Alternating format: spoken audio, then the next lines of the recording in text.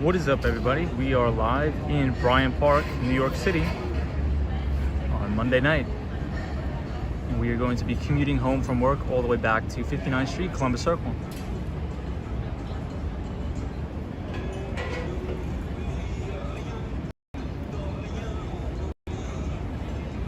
Right now we are looking at the Bryant Park Grill.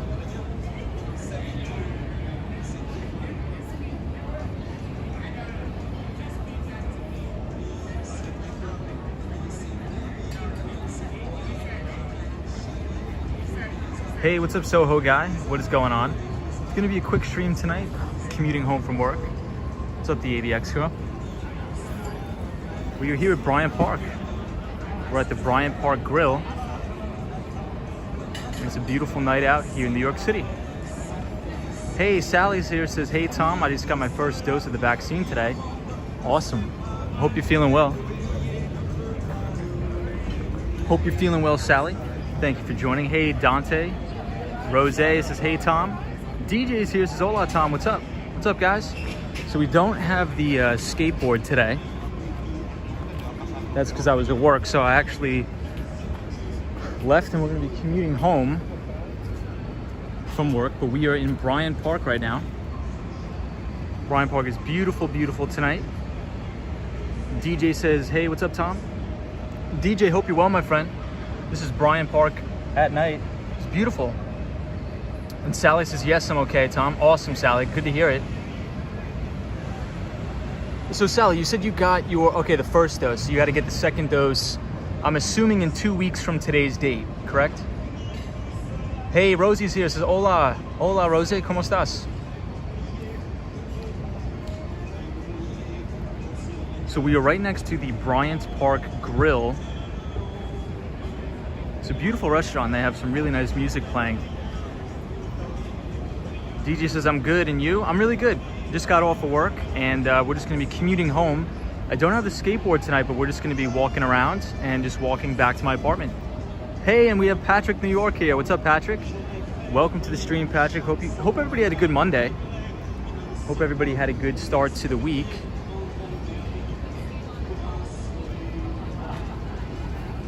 Has anybody in the chat been to Bryant Park Grill? It's a very ritzy, sort of upscale restaurant. Sally says, I go back on August 23rd to get the second dose. Nice. Hey, hola, Letty Munoz is here. Letty, hola, hola. The Swan says, hi, skateboarder, hi all. Swan is joining us from Ireland.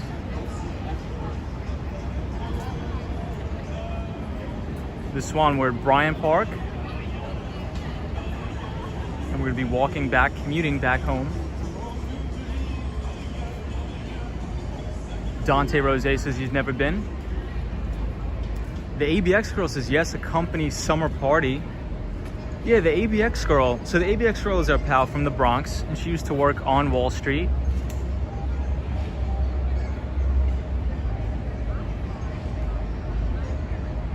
Daniel C says, I've never been to New York State, let alone New York City. Daniel C, thank you for joining, my friend. We are in Bryant Park. So the ABX girl, would you say that's sort of a correct statement? The Bryant Park Grill is, it's sort of like upscale. I think a lot of Wall Streeters go here to like dinners or parties and stuff like that. I think I've been here one time. Dante Rose says, what is the price of the food? I'm not sure the exact price, Dante, but I'm assuming, I think it's expensive here. I really do think it's expensive, Bryant Park Grill. Maybe there's a menu, let's check it out. I see Gigi here. I thought this was a menu, but it's not. It's just a thing at the Bryant Park. Gigi, New York, what is up, my friend? Gigi, happy Monday. Hope you had a good one. Solo 401, I see him in the house. Guys, no skateboard tonight. I wasn't gonna stream, but it was such a nice night out. I guess we'll just walk back to my apartment and commute home. But the topic for tonight I wanted to cover is the Barron Opportunity Retail Mutual Fund. I wanted to point that out. And Nightbot will drop a link to the mutual fund. The ticker symbol for anybody interested is BIO, P as in Patrick, X. BIOPX. We are right here at Bryant Park, everybody. Solo 401, welcome, my friend. A lot of people out here in Bryant Park tonight.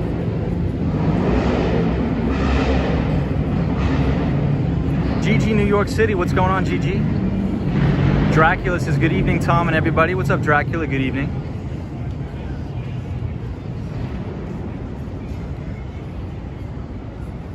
The ABX girl.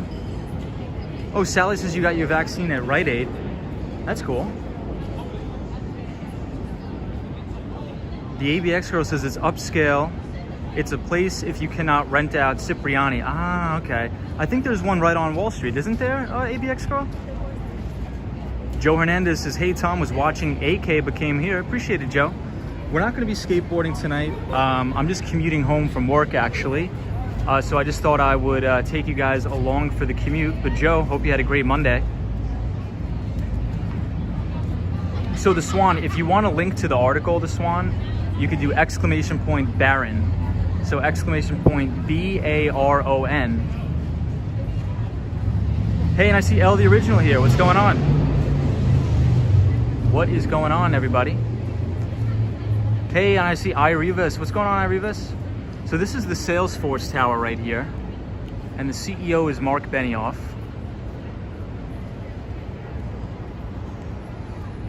And it is a major software company. But yes, so the topic for tonight, I wanted to talk about the Baron Opportunity Retail Mutual Fund. And the reason why I wanted to talk about it is because I think a lot of the times on this channel, I think the biggest thing I'm trying to get across is that if you're interested in investing, I think it's correct to follow what the largest mutual fund managers and such are doing. So the institutional investors and how they formulate their processes and things like that. So the portfolio manager is Michael Lippert, and the AUM, or the assets under management for this particular mutual fund, is about $1.6 billion. So we'll talk about the Baron Opportunity Mutual Fund. L the Original, I see you in here. What is going on? We are at Bryant Park, overlooking the Salesforce Tower as well as the Bank of America Tower. What's up, Cosmo? I see you. L says, unfortunately, my trip got canceled. Won't be going until Thursday. That's terrible. I know, Cosmo, the pollution is back. The pollution is back. Cosmo, I'm sending your email tonight. I finished the email, so we should be all set with that. You should get it in your inbox tonight. Once I get home, I'm gonna send it.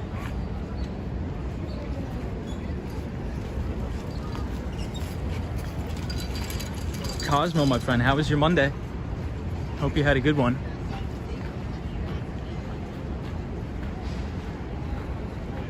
So for those who don't know, this is Bryant Park, and we are right here on 42nd Street. It's a beautiful night. I sometimes come here. I have a lot of lunches in this park.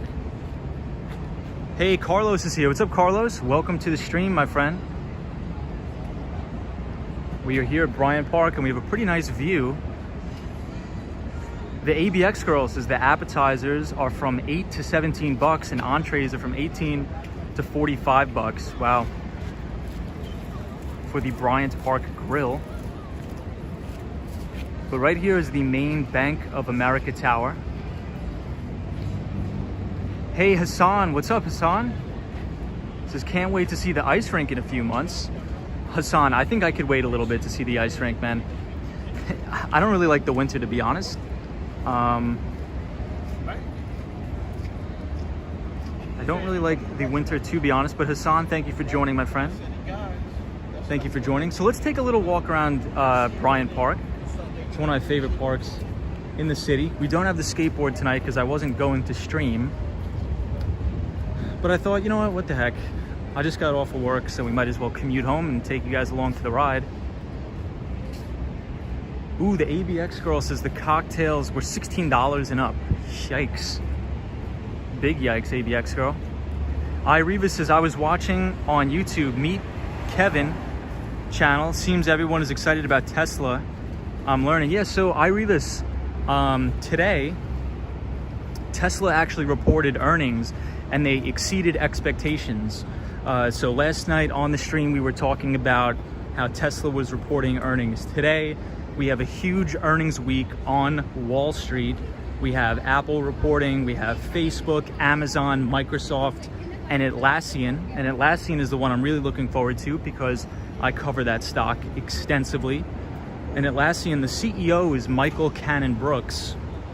Michael Cannon-Brookes is the CEO of Atlassian. The ticker symbol for anybody interested is TEAM, T-E-A-M.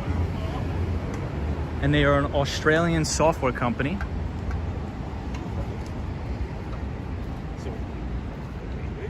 Oh, Daniel C says you would rather be in the cold.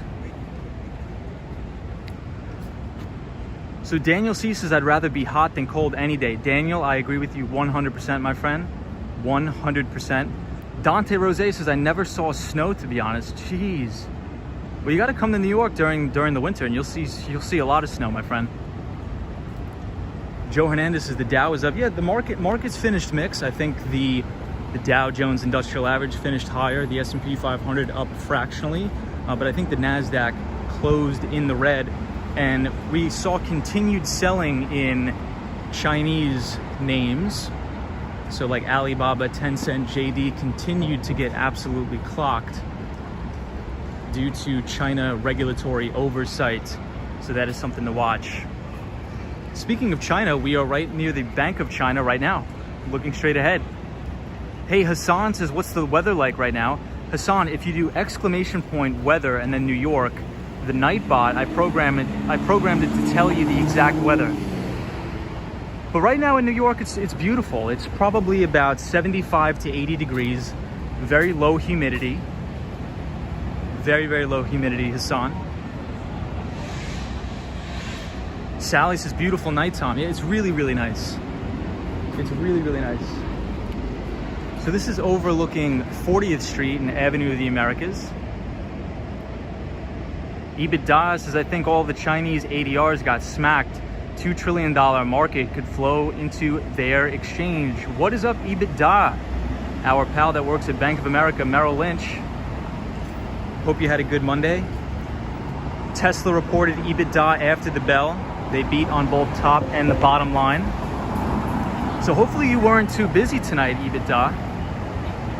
Joe Hernandez says, I know I got hit with Alibaba down 7 points. I do own a little bit of Alibaba. I am a shareholder of Alibaba. Hey, Melanie Sam, what is going on? NYC Everything is watching from Staten Island Ferry. Awesome NYC Everything. Razzle Dazzle. What is up, Razzle Dazzle? Razzle Dazzle is our pal. She's an MRI technologist from Cali. She says, I was in New York for 3 weeks in December 2020, and adjusting to snow was hard for a native Californian like myself. I know.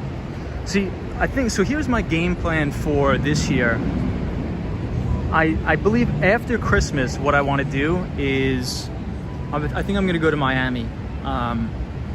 More specifically, Normandy Shores. I'm going to try to get a place down there, but we'll see. And I'm going to try to be back and forth between New York City and Miami, Florida for the winter. I just don't know if I can do winter in New York anymore, but we're going to have to see. So this is where a lot of the people play chess over here. Hassan says, Alibaba founder still missing? No, he is not. He wasn't missing. I think he was just got his hand slapped by the old crazies. Swing Boxes says, hello everybody. What is up, Swing Boxes? We have Victoria Greco here. Says, hi Tom. What's up, Victoria Greco? How are you? But yeah, Joe Hernandez, Chinese stocks got clocked today.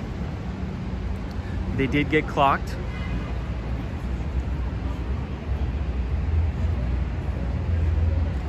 Hey, what's up, sunshine after rain? So everybody, we don't have the skateboard tonight, but I'm just gonna be walking back from work. I had a couple meetings here around Bryant Park. Obviously couldn't bring the skateboard to that. So I think we're just gonna chill and walk around and head back to my apartment. The Swan says, some people are really beach boys and girls. I love the heat.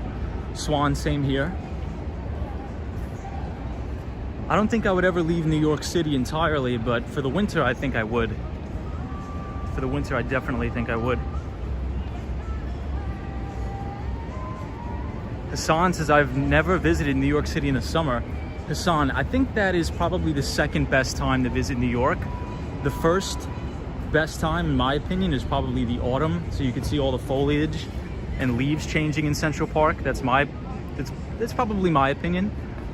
Any native New Yorkers in the chat, feel free to chime in as to what you think the best season is to come here. Gigi NYC says, winter depresses me. If you are able to go to Florida for the season, by all means do. I know. I sort of get a little bit of seasonal depression, if I'm not gonna lie. Oh, the Swan says, you don't like the heat, the Swan. Copy that. Hey, and we have William Creech. William says, good evening, everyone. What's up, William? Thank you for being here. Sunshine, New York. Thank you for being here. But Jack Ma is not still missing, thank God. He was never missing. I think it's just the Chinese regulatory oversight was sort of cracking down on them a little bit. And we have Maria O here. What's up, Maria? Hope you're well. Happy Monday. We are here at Bryant Park, just walking around. No skateboard tonight. Joe Hernandez says, I was a snowbird before I finally moved here to Orlando, Florida. Awesome, man. I think I'm gonna follow in your footsteps, Joe, if I'm being honest. 05 says, amigo. Hey, 05 is here from Corpus Christi, Texas. Corpus Christi, Texas. The Swan says, I love the spring and autumn. I do too. Ireva says, I love the snow. Then and again, I never lived in the snow. I imagine it's terrible to commute to work. Yeah, that's a good point that Irene Rivas makes, because I feel like people who are from the Northeast and who are born and raised in the Northeast, we tend to complain about the snow a lot. But I think that's just because we're so accustomed to it. So we like, you know, we don't want to deal with it anymore. But from people from all over, you know, I think they would be psyched to see the snow. Solo 401 says, Florida is God's waiting room. Most old people than anywhere. I know. That is true. Well, because I think, so Solo, if you think about that, I mean, for me, when I get older, I don't want to have to shovel snow and deal with all the craziness. I would rather just wake up where it's 90 degrees out almost every day. But that's just, I guess that's just I guess everybody has a preference.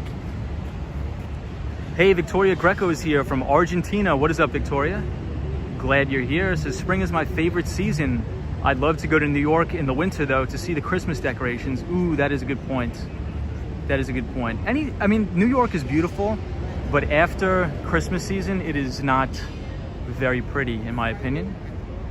The ABX girl from the Bronx says, but the South has been having more ice weather issues, and you will shovel. Not in Florida, not in Miami, I don't think. But that's true, ABX girl. In Texas, there was a lot of crazy stuff going on. And we have a good view of the Empire State Building for the Swan. Daniel G from Buenos Aires, Argentina says, hi, Tom. Good evening, Daniel. What's going on, my friend? The Mighty Bull is here. Always love to have the Mighty Bull. The Mighty Bull is watching, waiting, and thinking. NYC Everything is our good pal from Staten Island, New York. He says, summertime is the best time. There's a lot more to do for free in New York City in the summer. Dude, totally agree with that. There's a lot of free concerts in Central Park, even in Bryant Park, speaking of which, there's a lot of free concert. The ABX girl says Miami can get to 35. I guess 35 is better than like -10 in New York. Joe Hernandez says New York City in the fall is great, not hot, not too cold. I agree, 100%. Maria O says, I've been in Tampa 7 years and not once have I scraped ice off of anything. See, that's what I want to do. I don't want to scrape ice off anything. But don't get me wrong, I would never leave New York forever, 100%. DJ, what is going on? The Mighty Bulls is ready to roll. Mighty Bull, sorry to disappoint you, but I don't have the skateboard today because I wasn't going to stream. But then I just got off of work and I thought I'd just walk back home. But we're here at the very entrance of Bryant Park. Yeah, Gigi says 35 degrees Fahrenheit plus more daylight. I'll take it. Daniel C says, I only like snow when I'm snowmobiling. Other than that, I hate snow. I've never been snowmobiling. Oh wait, actually that's not true. I've been a couple times. I'm not very good at it though. The Mighty Bull says, okay, ready to walk. Maria O says it gets chilly here in the winter, even the 50s. Interesting. Fall is the best here. And our good pal, EBITDA, says, are you originally from New York or did you just move there for work? I am originally from New York. I am from Massapequa, New York, which is on Long Island, the great town of Massapequa. You'll never be happy. Hassan said, hey, what's up, Michael DaCosta? What's going on, my friend? Hassan says, my friend, by any chance you're gonna pass by 5th Avenue? We could absolutely do that. We're in between 5th and 6th right now. So thank you for joining. But again, the topic of tonight, guys, is the Barron Opportunities Retail Mutual Fund. So the ticker symbol, if anybody wants to look it up or do their own due diligence, it's BIOPX. So what I like to look for in terms of mutual funds, I want to make sure that they've beaten their benchmark over the past 3, 5, and 10 years. You know, I never want to look into a mutual fund where they have a manager that's relatively new and they continuously underperform their benchmarks. So if anybody wants to read the article, it's by Investors Business Daily. And I think it's so important for me to highlight this because every single Saturday, the reporters at IBD or Investors Business Daily will sit down with the top mutual fund managers on Wall Street and they'll do an interview. And they'll ask them about their investment thesis, their processes, you know, what are the traders looking for? What are the analysts looking for when evaluating these securities? So this portfolio manager's name is Michael Lippert. And I believe they have about 1.6, probably now $2 billion in AUM or assets under management. And they've done really, really, really well. But the specialty for this mutual fund is that they want to look for innovators that have gotten, so if you think about any real innovation, the internet, anything, those are the ones that are going to generate the most profit and the most revenue and the most success because it's going to attract the most people to those products and services. So we'll talk about that a little later in the stream. We have a beautiful, beautiful view of the Empire State Building right now. Daniel G says NYC for me is better in the end of April and May. Yeah, my birthday's in May. I really do enjoy it in New York City in May, for sure. Maria O says, yep, born and raised in New York and wanted the sun and the heat, so I picked up and moved and I don't regret it. That's interesting, Maria. I don't think I could leave entirely. I think I would have to be half and half. I would do half in New York, half in Miami. RT is here, says Bryant Park is sick, great views and a chill vibe. What is up, RT? Welcome to the chat, my friend. Welcome to the chat. Daryl says hello from Chicago, Illinois, and Action Kid is live in San Diego, California. Awesome, my friend. I would love to go to San Diego, California one time, one of these days. Let's check out these guys playing ping pong. We don't have the skateboard tonight, everybody, but we are just gonna walk, I'm just gonna commute home, just walk back to my apartment.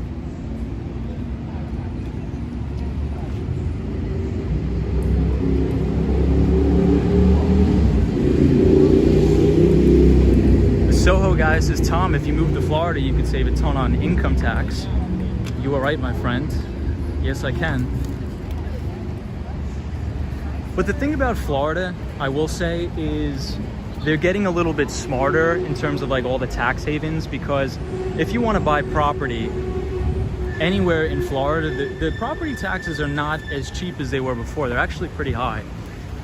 So that they're going to get you any which way. The government is the government and they're going to have their hand out no matter what. But that is a good point. It's obviously I would pay much less than New York State. RT has moved to Cali and you can see snow whenever you want. I just think California is too expensive for me, RT, to be honest. The Mighty Bull says always bring your skateboard. I will. So I'm not sure if you guys can hear that, but there's been a major issue in New York City with all of these dirt bikes. I don't really have too much opinion on it, but supposedly they're going overkill on the dirt bikes in Manhattan, and they're hurting people. It's not that good. The ABX girl says, yes, insurance companies are dropping out of Florida, especially now. Well, welcome everybody to the stream. I appreciate you being here. Joe Hernandez says they raised the sales tax in Florida as well. You see, I mean, taxes, they're going to get you no matter where you go. Daryl says, I heard people are moving to Florida from New York City and Chicago. Yeah, I have a lot of buddies that are moving down to Florida. I think Goldman Sachs Asset Management moved to Florida. They're still located, I believe, 200 West Street, but I think their asset management division is down in Palm Beach. Hassan says, have you seen the 169 property for sale? Oh yes, I have. I saw that Ryan Serhant video. It was crazy. 169 mil. That is nuts. William Creech says the dirt bikes are a huge issue in Minneapolis too.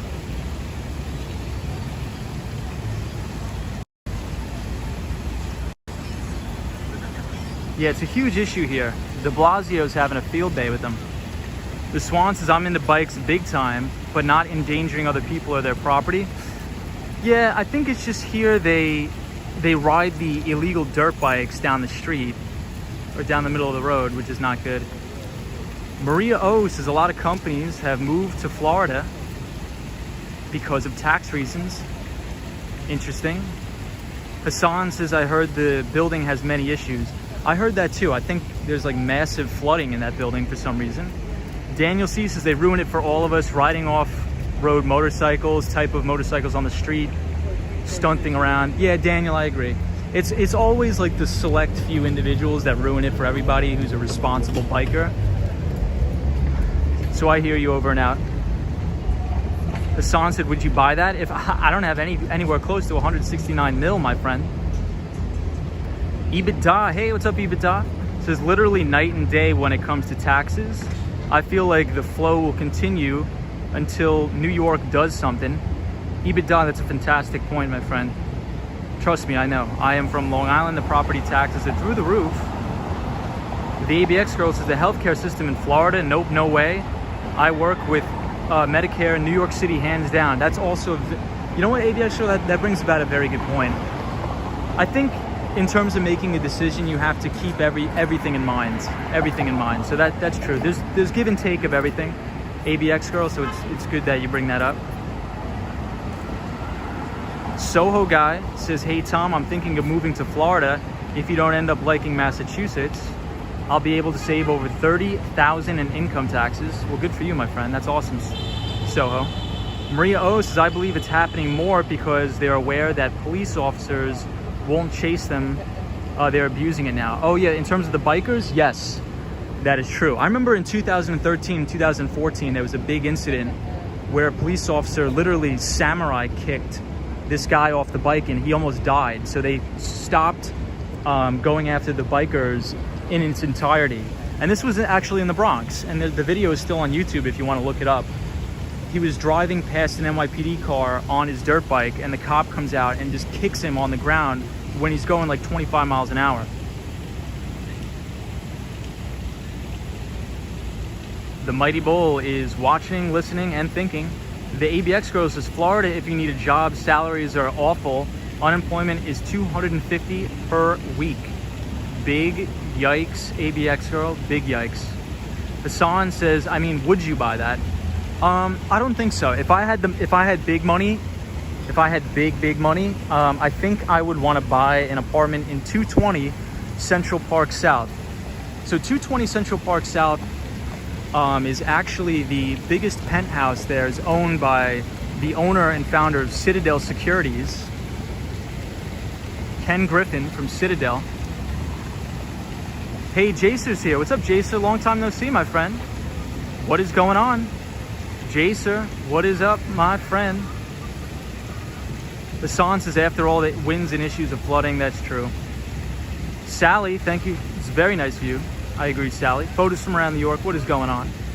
Daniel C says, it makes me wonder how these people buy those $10,000 plus motorcycles without a job. I don't know. JD Fisher. What's up, JD? Happy birthday, JD. What's up, man? Hey, is Michelle McGraw's here. What's up, Michelle? Michelle, I know I said I wasn't gonna go live today, but I don't have the skateboard. I'm just commuting home.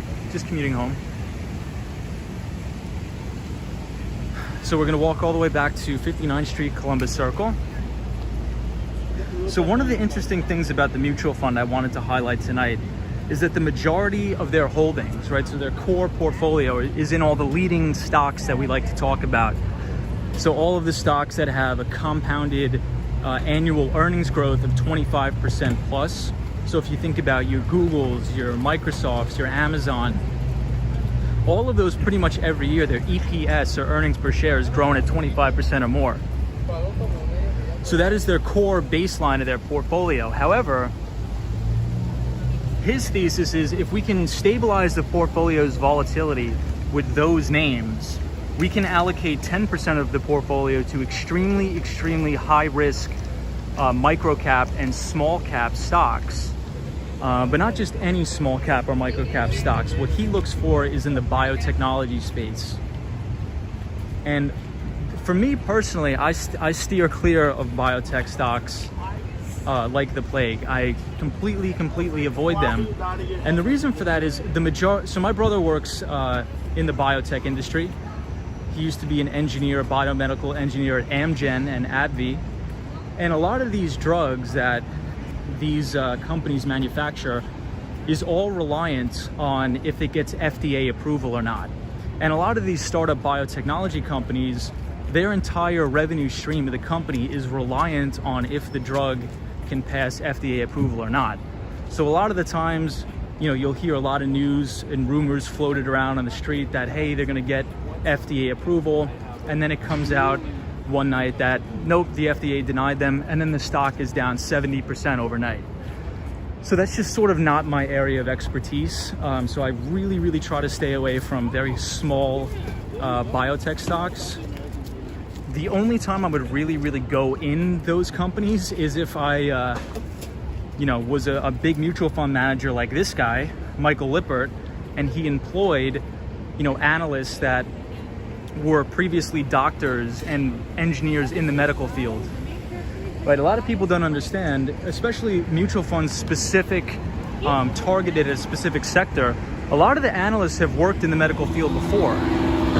So I don't want to compete against those guys, but that was just sort of something I thought was interesting. So his overall thesis of the portfolio, and they have, I think the last time I checked, I was looking at Bloomberg today, I think they have about 2 billion AUM.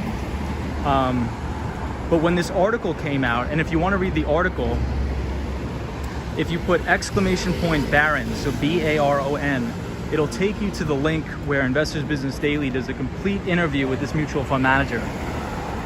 And at the time of the interview, they had about $1.6 billion in assets under management. So his whole thesis is let's hold down the majority of the portfolio with extremely, they're called the mega cap tech stocks that are growing their earnings, growing their sales, phenomenal pre-tax and after-tax margins, very high return on equity. And then we can allocate the remainder of the portfolio, a very small amount, say 10%, to those really high risk plays. Because let's say if a micro cap company, or especially in the biotechnology field, is sometimes even under $1 billion market cap, and these things get FDA approval, or the medical devices get approval to go to market, these valuations can absolutely balloon overnight. So it's a little bit of an interesting strategy. I wanted to share that with you guys. So if you're interested in checking it out, please put !BARON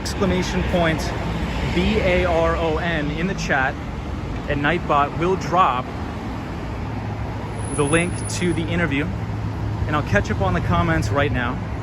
I just had to cross the street, so I had to focus there for a minute. EBITDA, our pal EBITDA. Speaking of EBITDA, we are right outside the Steven Schwartzman building. And Steven Schwartzman is EBITDA's dad's old boss. And he says biotechs are scary unless you are like Steve Cohen trading Elan. Yeah, I think EBITDA, I think the thing for me is that I'm just not educated or smart enough to know which drugs are going to get FDA approval or not, right? And if you look at a lot of these microcap or startup biotechnology companies, the majority of them, their one revenue stream is reliant on if this drug can pass FDA approval or not. So a lot of people, I always get a lot of messages, and even my friends are like, hey, you know, this drug, it's gonna cure cancer, it's gonna cure AIDS, they got a cure for AIDS. I'm like, yeah, but dude, what are the odds of that actually, you know, passing FDA approval? The chances, if it does, you know, the stock's gonna go to Mars. But if not, that thing is gonna be down 70% overnight in a hurry. EBITDA says, haha, that's why I referenced Cohen having the inside info on FDA rejection. Indeed, my friend. Indeed. EBITDA, hopefully your week or your Monday wasn't too busy. Hopefully it wasn't too busy. What's up, JD Fisher? The Swan will take another look at the Empire State Building just for you, my friend. Patrick, New York, good to have you here. Hassan says, man, you make us want to watch The Wolf of Wall Street now. So one of the things that's interesting about The Wolf of Wall Street, right? And I think EBITDA can sort of, you know, I'll let him chime in because EBITDA actually does work on Wall Street right now. So maybe he can provide a little bit more clarity for the group. But The Wolf of Wall Street is not like working on Wall Street at all. It's not like working on Wall Street at all. Those were chop shops and securities brokers, right? So they would cold call clients and persuade them to buy pink sheets or penny stocks that didn't have any earnings or sales.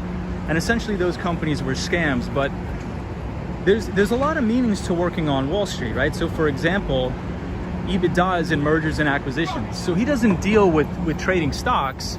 He helps merge companies together, right? So there's a lot of different verticals within the investment bank. You could work in capital markets.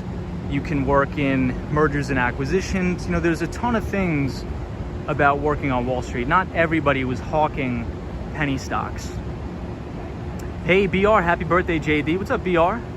Welcome to the chat.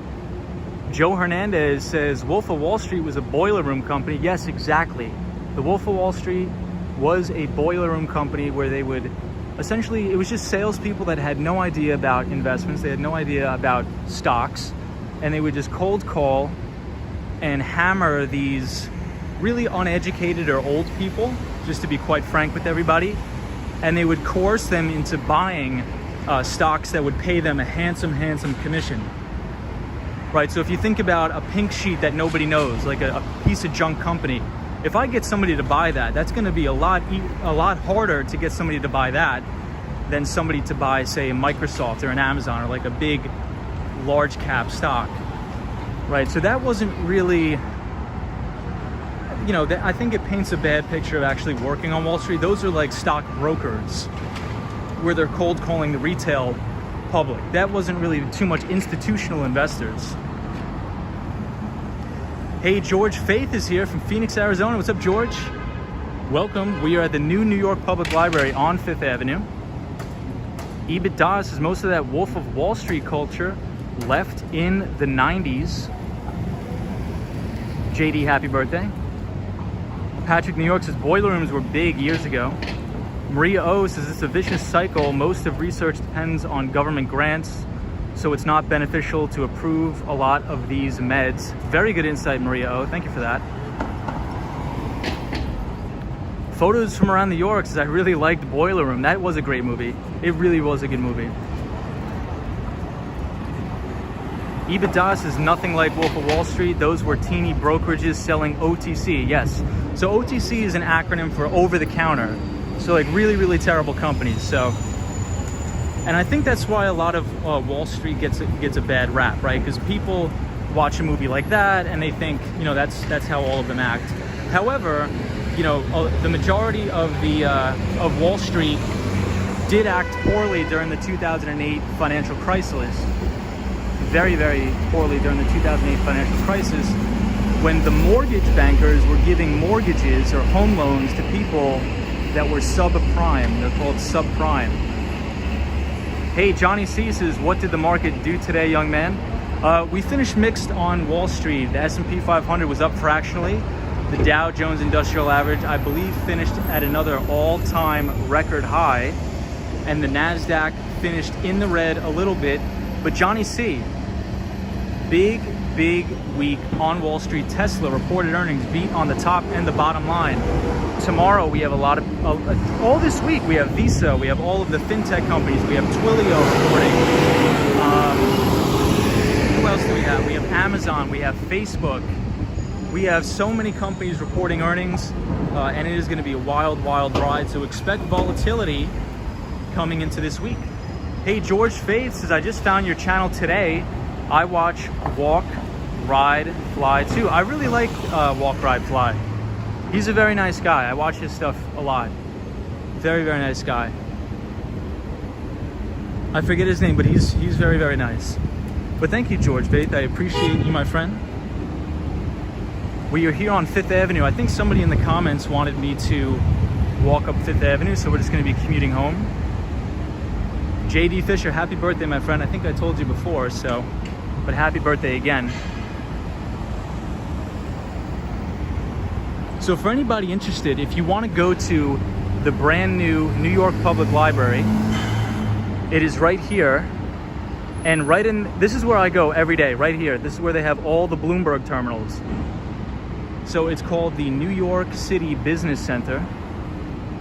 And they have free Bloomberg terminals for everybody to use. So it's really amazing.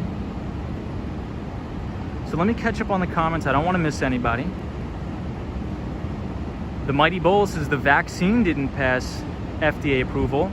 They had to expedite it due to an emergency. Joe Hernandez says biotech stocks, you have to be on point, especially with timing. My friend's husband is vice president at Merck. Joe Hernandez, you are spot on, my friend. You were spot on. Hassan says the cure is OG Kush. There we go.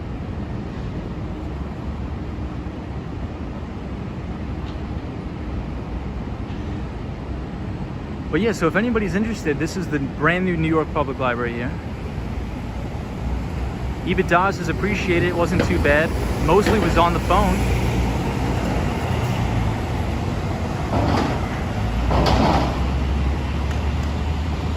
Hey, I see Gus in here. What's up, Gus? Gus says, hey Tom, what do you think about Tesla earnings today? I thought it was very good. I thought Tesla earnings were very good today. They beat on both the top and the bottom line. Hey, Wendy's here. What's up, Wendy? Joe Hernandez says, Tom, I've been around. Steve, hey, what's up, Steve? Our pal from Buffalo, New York, says, I can't believe that the stacks of the New York Library go underneath Bryant Park. Amazing.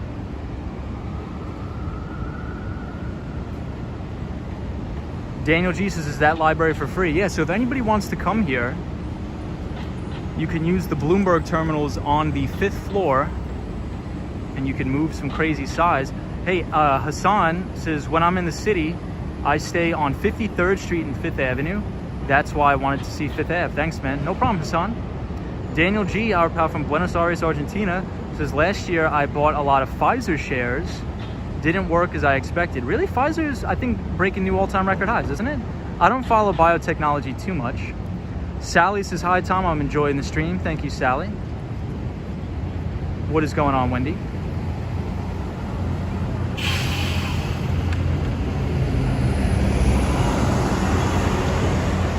Jesus says, New York Public Library, brought to you by Tom. So we'll walk up 5th Avenue now, and I have to go home. No skateboard tonight, because I wasn't going to do a live stream. But I appreciate everybody joining. We have a lot of new viewers, so thank you everybody for joining.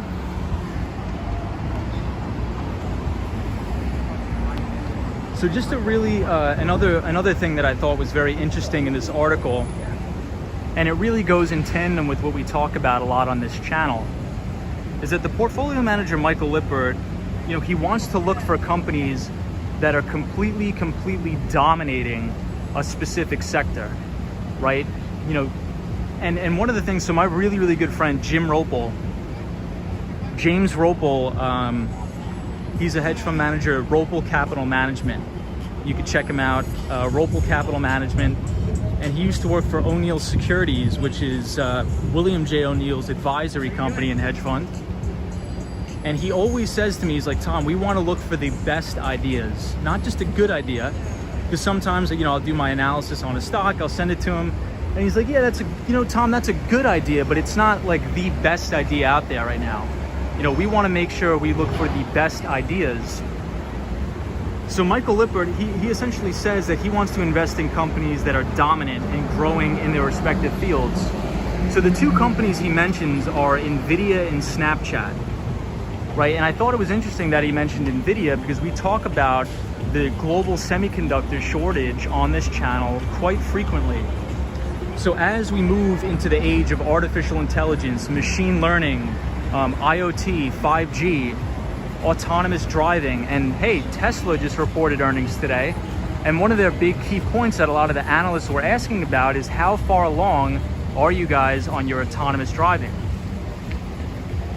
So in order to produce all of those new technologies, you're going to need semiconductors, you're going to need those chips. So that's going to provide about a 5 to 10 year runway for all of these new products and services. We have the 5G revolution that is just starting to be rolled out. So if you want autonomous driving, the one reason why what a lot of people don't understand now is why we don't have autonomous vehicles is because we don't have the network bandwidth to support it.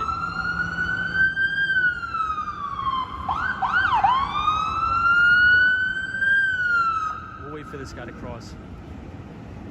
So we don't have the network bandwidth to support it. So the technology and the innovation is there, but we don't have the bandwidth to support it. So I did a lot of work back in the day, well, not back in the day, a couple years ago, on SoftBank and Sprint's IoT platform, which was called Curiosity Platform. And one of the biggest issues with all of our customers is their latency requirements.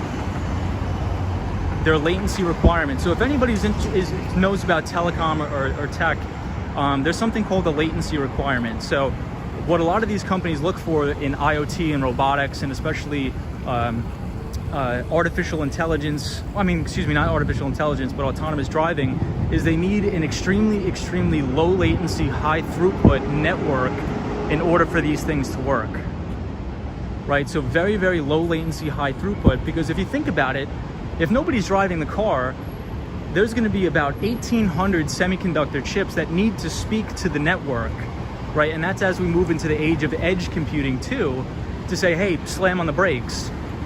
But if you're getting like a 4G or a 3G speed and it tries to communicate to the network and a little kid runs out in front of an autonomous vehicle, that kid is gone. But with the 5G network, we will be able to have the latency speeds to do that.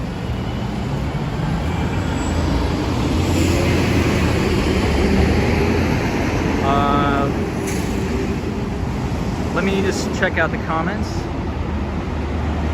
The Swan says, nice walking around the streets with the skateboarder. Thank you, the Swan. Yeah, we don't have the skateboard tonight. No skateboard tonight, unfortunately.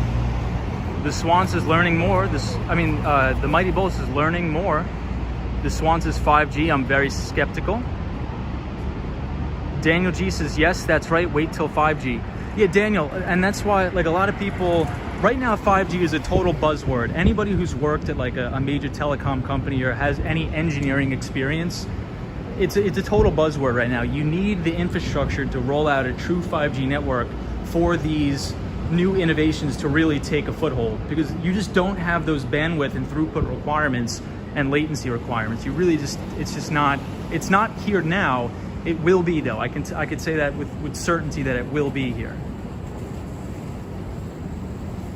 Because I actually used to be in sales and sell a lot of companies on the Curiosity IoT platform, which SoftBank invested a lot of money into, that was owned by Sprint before they merged with the new T-Mobile now.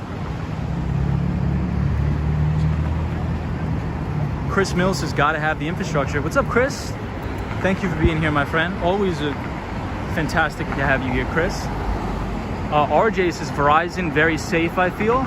So it's interesting. We could go down a whole rabbit hole tonight about telecom companies, but as of right now, in my opinion, personally, and my opinion doesn't need much, or doesn't mean much, I think that T-Mobile is positioned the best to roll out an actual 5G network, because when they merged with Sprint had a lot of spectrum assets. They're called spectrum assets. And they had the band 71, right? So they had a lot of mid-band spectrum, which is the best spectrum to use for a 5G network. So during that merger and acquisition, even though Sprint was a terrible company, T-Mobile is a very solid company in terms of their financials. So now they can, take advantage of all the spectrum assets they have and now roll out a really good 5G network. Hassan said, do you think Ethereum is the future? I think Ethereum has its use case. I think Ethereum has a use case. But we'll save my thoughts on that for another stream because I'm going to get a lot of people upset. Hey, Diana Lee says, hi, Tom. What's going on? Kilo Whiskey Juliet says, I still won't trust self-driving cars. I would only trust a self-driving subway train like the L train.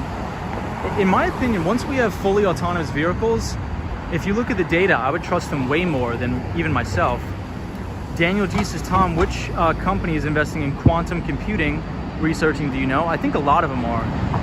A lot of companies are.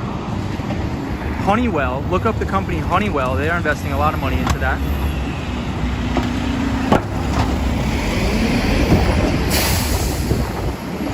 We just gotta wait to cross the street here, guys.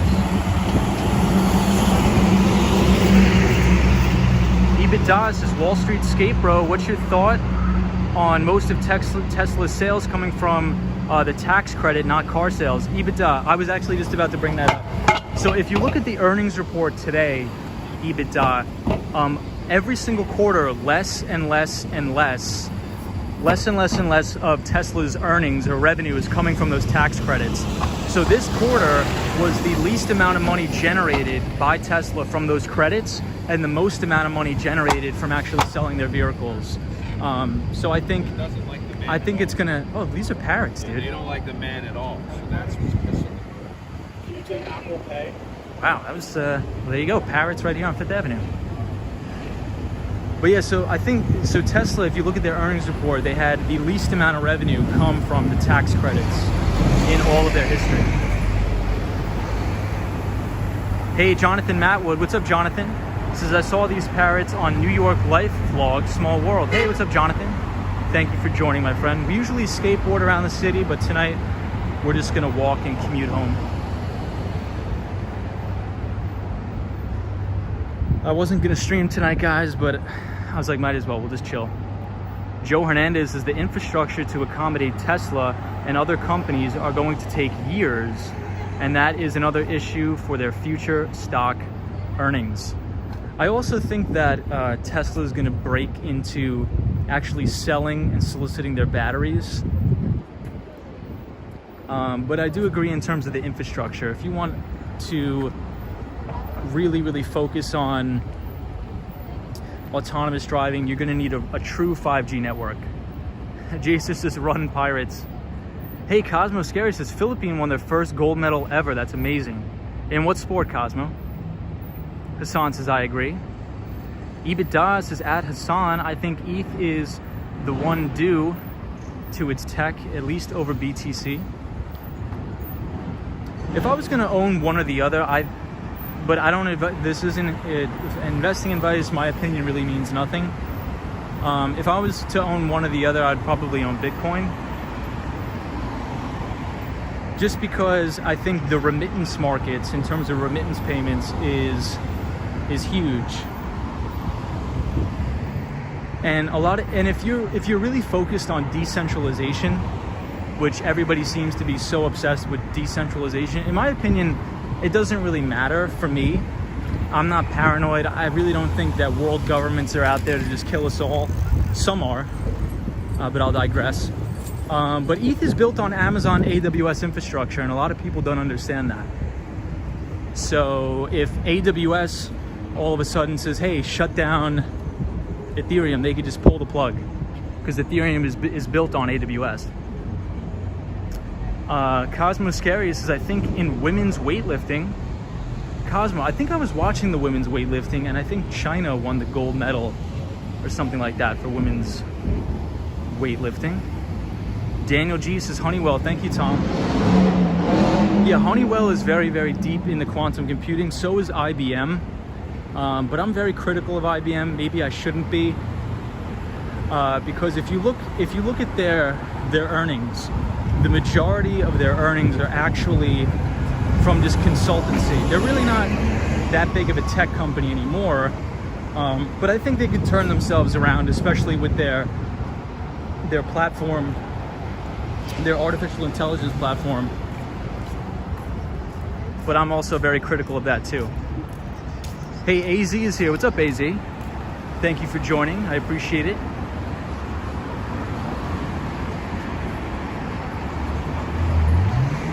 Cosmo Scary says 55 kg to be exact. Daniel C says, I heard skateboarding is in the Olympics this year. Might be worth watching. Yeah, so I think the skateboarding, I was watching it. Japan won the gold medal for skateboarding, and those kids can really shred, man. EBITDA says I wouldn't touch IBM with the 10-foot pole. Neither would I. They're trying to revive their Watson platform. It's called IBM Watson. I don't know if anybody's interested in that, but I could do a 40-minute roast on Watson. But I won't, because they pay very high salaries. And I was considered for a job as an enterprise account executive selling IBM Watson into the medical field. So we will we'll keep our comments to ourselves in case of future opportunities. Hassan says my first pick was an IBM. Oh, my first PC was an IBM back in 1984. Baby X-Girl says that passed this weekend. The skateboarding, yes it did. The Mighty Bull says this is over my head. I'll be back tomorrow. Take it easy, Mighty Bull. I'll see you tomorrow, man. Thank you for joining. I appreciate you, Mighty Bull. And Tuesday, tomorrow, Mighty Bull, we may be down on Wall Street hanging out.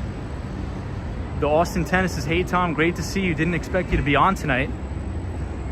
Yeah, the Austin, I wasn't expecting to be on tonight either, honestly. So I don't have the skateboard, but I'm just commuting home from work. And we were just talking about a mutual fund, which we went over already. Yeah, Hassan, we are at 30 Rock, everybody. EBITDA says I wouldn't touch IBM with the 10-foot pole.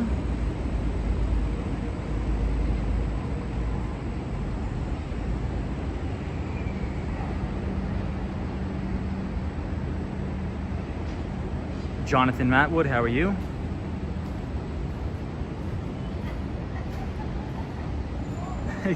Patrick New York says make a sandcastle. I think this is really cool that they have this here, honestly. It looks really nice.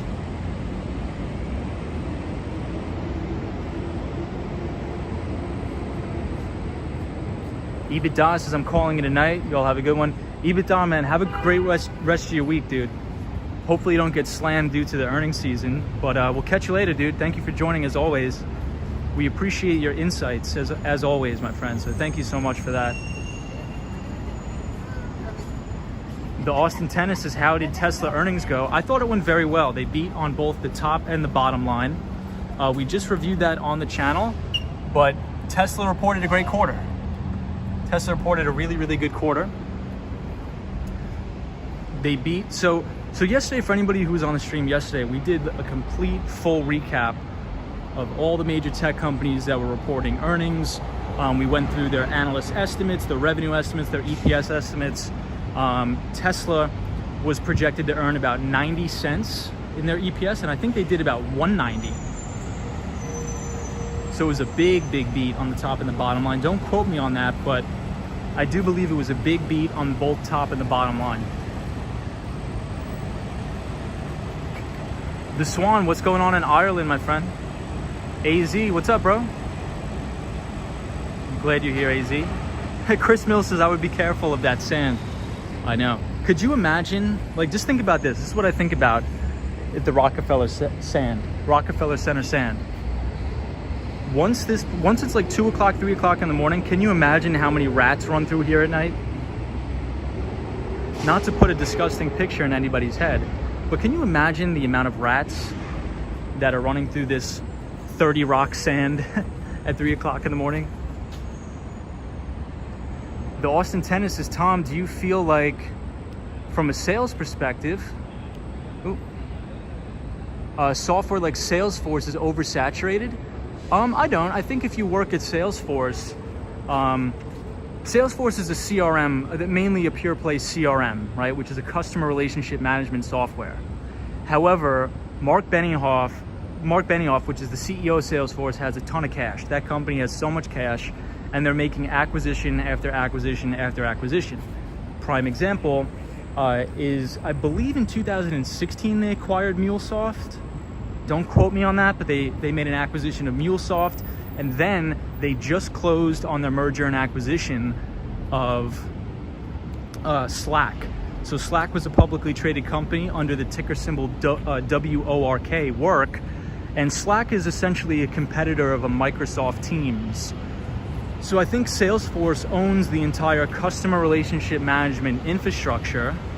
So if you own that, and if you can also sell value-added services like Slack and things like that, it's going to be easier to integrate all of those products and services, right? So let's say, for example, you're an account executive at Salesforce,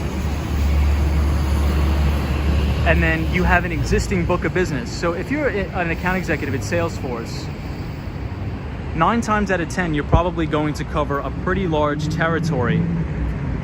So you'll be in charge of also account management.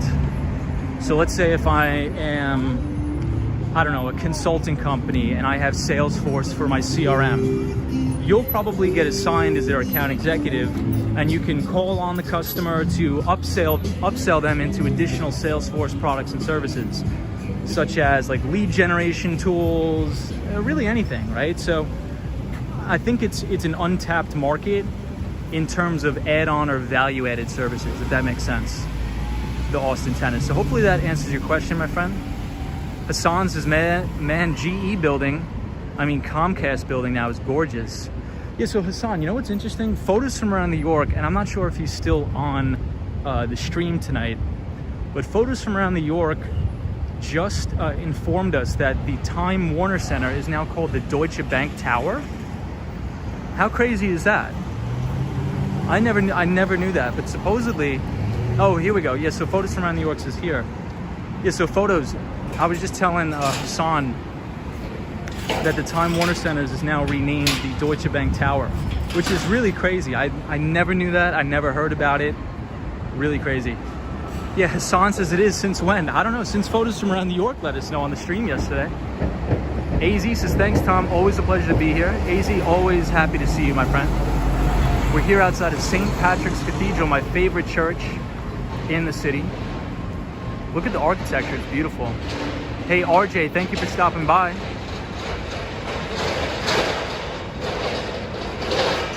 RJ says, glad we met and look towards more of your knowledge. Be well. Take it easy, RJ.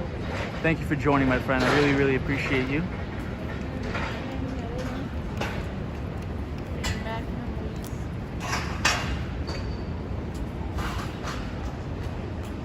Maria O says, I love St. Patrick's Cathedral.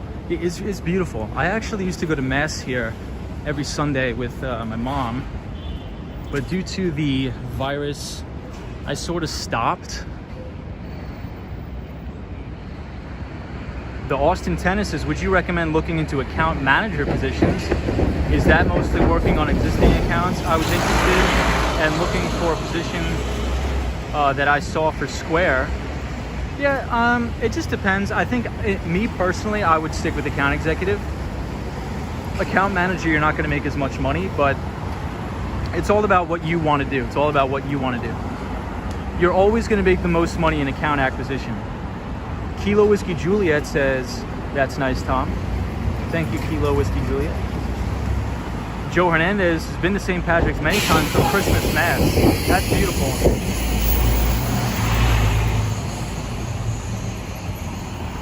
Cosmo Scary says, Tom, should I be prepared for a harsh email later?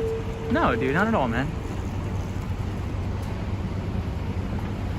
But yes, so once I get home, Cosmo, I'm literally commuting from work I had a couple meetings. I took a client out to dinner, and now we're headed back to my apartment. So once I get back there, I'm gonna click send. The Austin Tennis says, okay, glad to hear it straight from Tom, account executives. So I wouldn't say like account executive over account management, because I have very good self-awareness. So I understand that not everybody is me, right? Not everybody wants to work in account acquisition. Maybe some people are better with dealing with existing customers. Maybe that's what they're more comfortable doing, which I would then advise you to do that. You know, there's also another thing. It's not always all about the money, right? And that's coming from somebody who's like, I'm like, my life is all about like finance, investing, and sales, but life is not all about money, right? So I would rather make $50,000 less doing something that I love, or in a position that I love, than making $50,000 to $75,000, even $100,000 more doing something that's going to stress me out 24/7, 365, if that makes sense. So if account management, if you just want to work with existing accounts and, you know, make a little bit less, you know, I don't see anything wrong with that, to be honest. It just depends on what you think you're more comfortable doing. AZ says Action Kid got a video inside the cathedral. That's beautiful. That is really beautiful. The Austin Tennis says, I think for me it would be great to start with an account executive position. Then I can pivot and possibly account managing if that's how I'm feeling later on. I agree. I think that's a good start. Hey, Steve's here. Steve's our pal from Buffalo. Says, Tom, did you ever walk 6th Avenue? I have. Indeed, I have. Kilo says, my friend does compliance and he makes $80K and he hates it in compliance. Yikes. I would hate it if I worked in compliance too.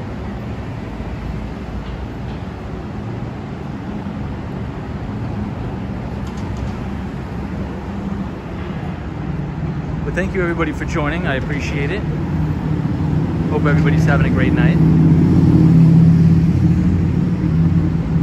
We are walking up 5th Avenue on East 53rd Street and 5th.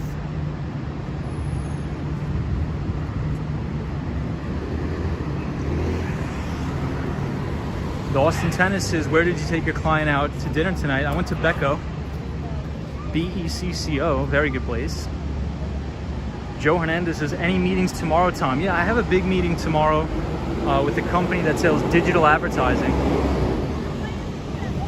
So they're a company that manufactures water stations.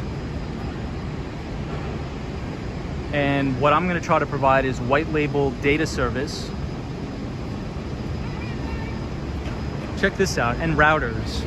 So they're probably going to need like a Cat 6 router. And I will try to source that for the customer. But we're right here on 5th Avenue at the Microsoft store. The Austin Tennis says, is Becco the unlimited pasta place you were talking about yesterday? Yes, it is. Hey, DJ says, ¿Dónde vas ahora, Tom? We are going to Columbus Circle.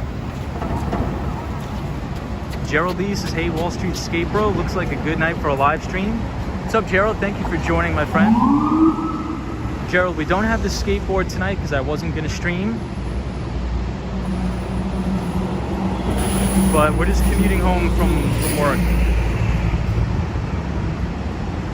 The Swan says, I can't understand what you mean by 6th Avenue. 55th Ave on West Street. Oh, so there's a place in New York City called 6th Ave. It's just like a very short block between 6th and 7th. The Austin Tennis says, do you strictly talk business when you're taking your clients out for dinner? I would say about half and half. It just really depends on like what the client is into.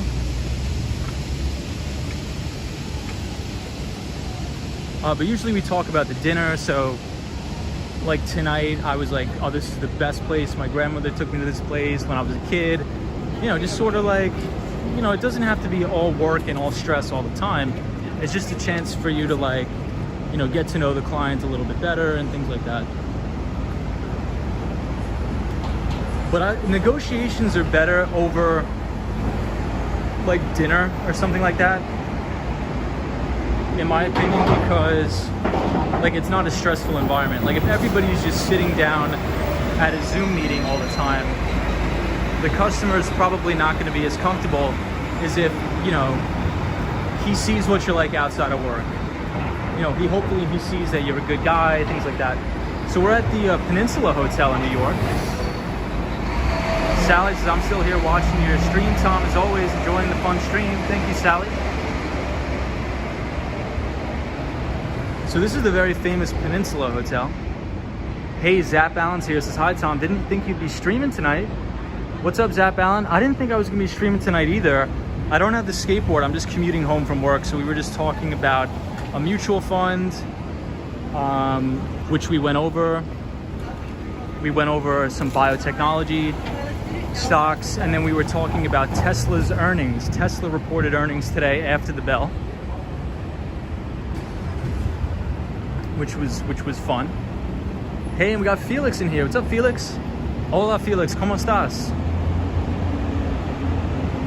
Felix, happy Monday.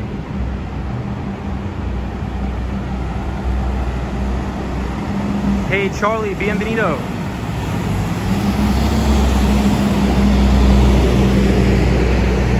Marco P. What's up, Marco P? Says, Becco sounds great. Hassan says, does the Trump Tower still have the barricades? Well, let's find out. We're about to walk past Trump Tower right now. Gigi NYC says, especially for Italian food, equals happy client. I know. So Gigi, New York City. I think Gigi obviously is from New York. What would you say for the group is the best Italian spot you've been to in the city? Like, what would be the go-to Italian spot that you would recommend? Even to me, I'm actually really curious. Felix says, muy bien. Thanks, Tom. Awesome, Felix. So this is the main Trump Tower.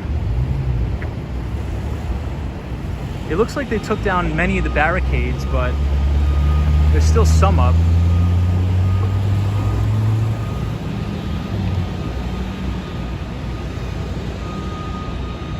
Steve says, I think your viewers should know that Becco's is owned by Lydia. Yes, Becco is owned by Lydia.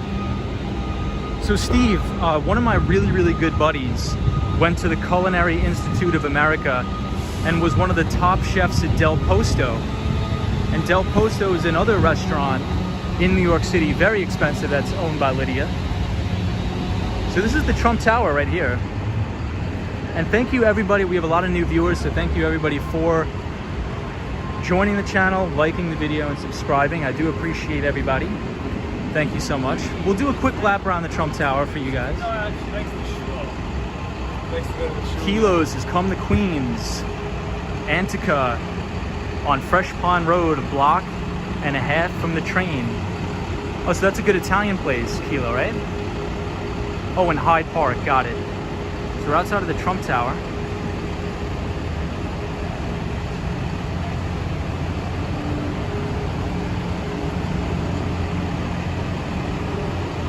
Maria O says, my mom loves Lydia, not me so much. I like Lydia, she's nice. She owns the restaurant Becco as well as Del Posto. So this is inside the Trump Tower. I used to go in here a lot, but I don't think anybody's allowed in here anymore. This is the Trump Tower, this is the Trump Bar.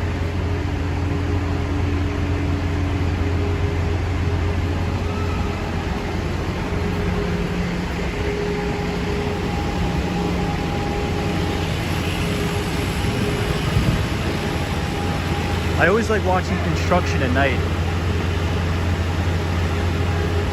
Gigi says, I want to try Becco. Big fan of Lydia myself. Maria says, she's nice. I just remembered her cooking show on TV being greasy.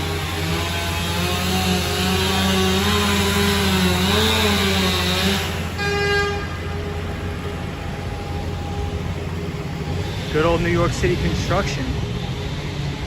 So this is the atrium near the Trump Tower.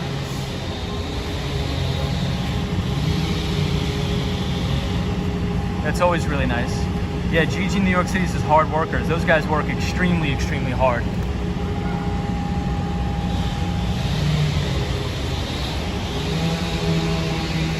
So this is outside the Trump Tower. Cosmo Scary says, now I want Italian food. Sorry about that, Cosmo. Maria says, hopefully it's a non-resident area. Well, Trump Tower is home to a lot of condos.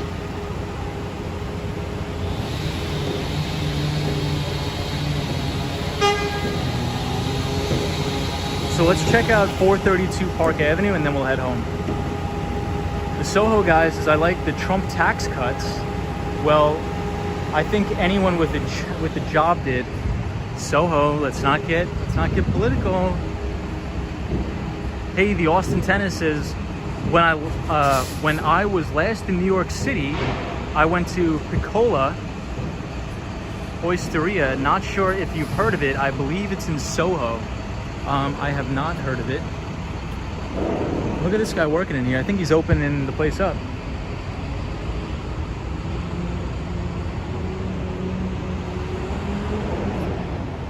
So here we are at 432 Park Avenue. And one of the units in this building is for sale for the very low price of $192 million.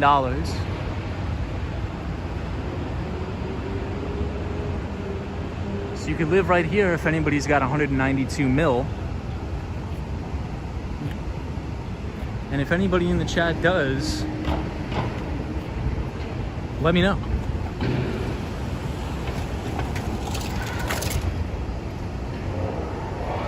And it's 82 degrees in New York City, according to First Republic Bank, right here.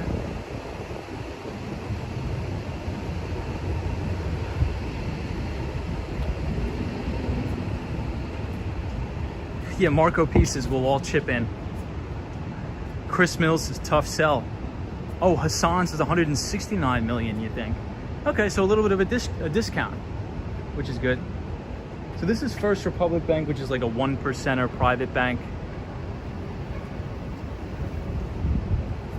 Daniel Cease is too rich for my blood. Indeed. Daniel, same here. Too rich for my blood too. You know what? I'm so bummed out I don't have the skateboard, but I think it would look like a bad impression in front of the client if I brought the skateboard to work. But this street, every time I see an empty street, I get excited because I just want to rip down this street on the skateboard. Joe Hernandez is $192 million. I'm short of 192. Joe Hernandez, same here, man. I'm short of $192 million as well. So here we are, everybody, at the one, the only Joe Hernandez's house, 432 Park Avenue. And Ryan Serhant did a video on this building where one of the units, I believe it's the top floor, is selling for $169 million right here at 432 Park Avenue. And when it's cloudy here in New York, you have an unbelievable view of the clouds. You can't even see Central Park, you can't see anything because you're so high up, you're literally in the clouds. Hassan says the owner bought it a few years back for around $80 million. Yes, I heard about that. The Austin Tennis is just bringing an extra board for the client to ride along. Dude, I wish. Soho guy says I'd need at least twice that, Tom. So this is what I think about. Like, think about if you had $169 million to buy this property. Could you imagine paying 2% property taxes every single year on that property? Or 1% or whatever it is? Dude, like how, like that sort of wealth is literally unfathomable to me. It's like not even real. Kilo Whiskey Juliet says I could never take a client out to a hockey game. They'd hear foul language all night. Oh God, Kilo. That's funny. Joe Hernandez says $162 million is probably a bargain. Yeah, Gigi, it's ridiculous, right? I'll give you guys one more shot, but check out the lobby in this building. So in this building, you have unbelievable staff, 24/7, 365. They cook for you, they clean for you. There's 2 pools in here. It's unreal. I couldn't even imagine living here.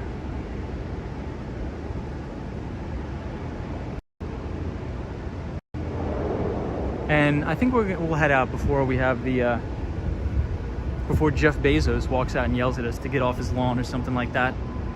Maria O says exactly.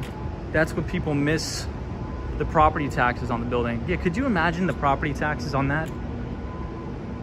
So here's a very clever way where the developers of the building get a nice tax cut. If you build a quote-unquote public area within the building, you get a tax cut. So here is like an art gallery they built.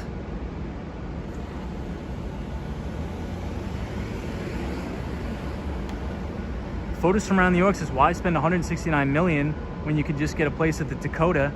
Very good question. Well, thank you for everybody that's joining tonight. I wasn't gonna go live. I don't have the skateboard, so hopefully you're enjoying the stream. And thank you everybody for watching. And thank you everybody for subscribing to the channel. Marco P says, not only the property taxes, but there's maintenance fees as well. Yeah, HOA fees, maintenance fees, everything. Crazy.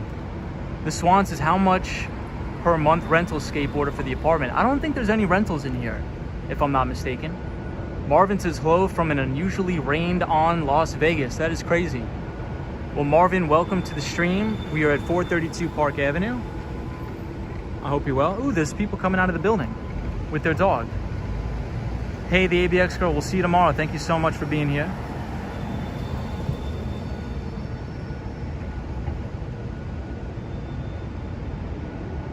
The Austin Tennis says, do you ever take clients out to sporting events, or are you more of a dinner guy? I went to the Yankees 2 years ago. Michelle McGraw is so ridiculous. Isn't it crazy? Really ridiculous. Unbelievable. Felix says, Tom, did you see the skateboarding competition in the Olympics? I did. I actually did. I did.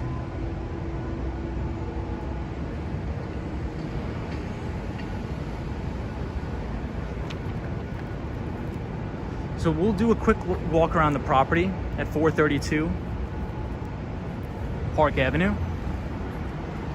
But they have a lot of art in this building, a lot of art exhibits.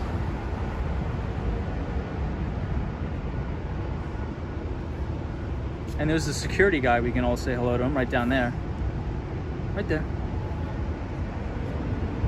Destructionist says, what do you do? What do you think of these people? What do you think these people do to afford these places? They're probably CEOs and founders of companies, and they probably have what's called generational wealth. So they probably have wealth that has been in their families for generations and generations. So back in like the 40s, their parents probably owned oil companies, big industrial companies, and that money has been invested and passed down for hundreds of years.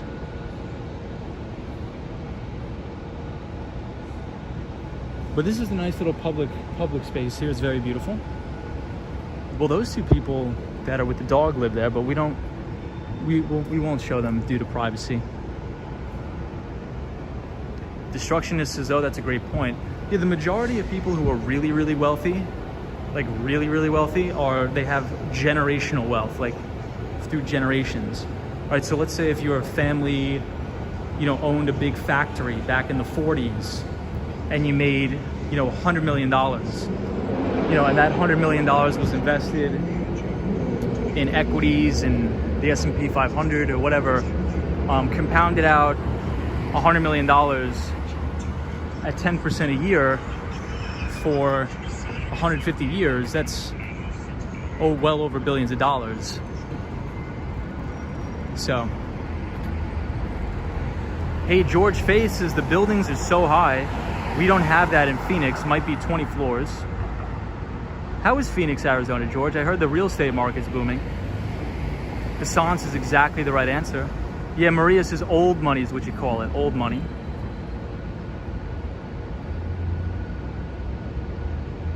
All right, guys. So let us walk back this way because I live near Columbus Circle, so we're gonna walk near Columbus Circle. Daniel C says trust fund babies. So a lot of them, like a lot of people will, they'll also run their family's business too. And a lot of the money is from overseas.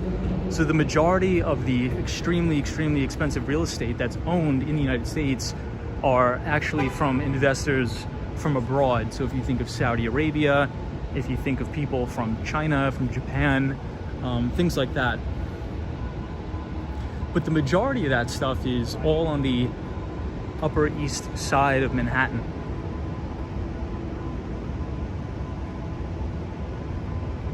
Cosmo says, I wish I was a trust fund baby. So here is the front of 432 Park Avenue.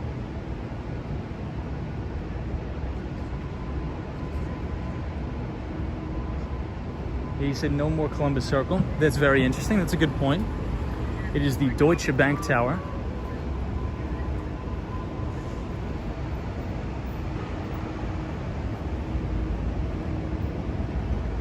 So for anybody just joining, we usually skateboard around the city and talk about finance, but today I wasn't going to stream, but we're just commuting home and I'm going back to my apartment. So thank you for everybody who's been joining the stream.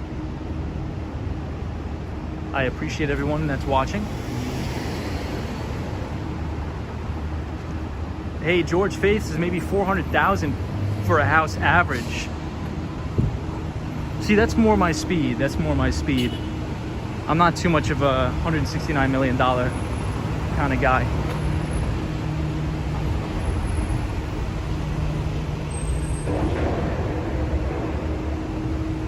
So this is Madison Avenue in New York, Madison.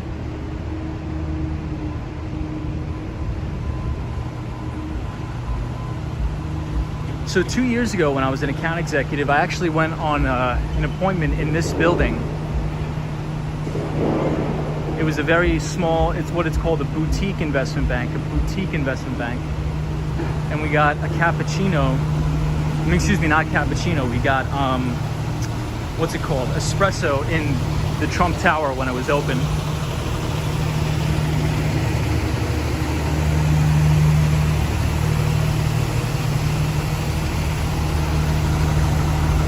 The Swan says no rats around this neighborhood.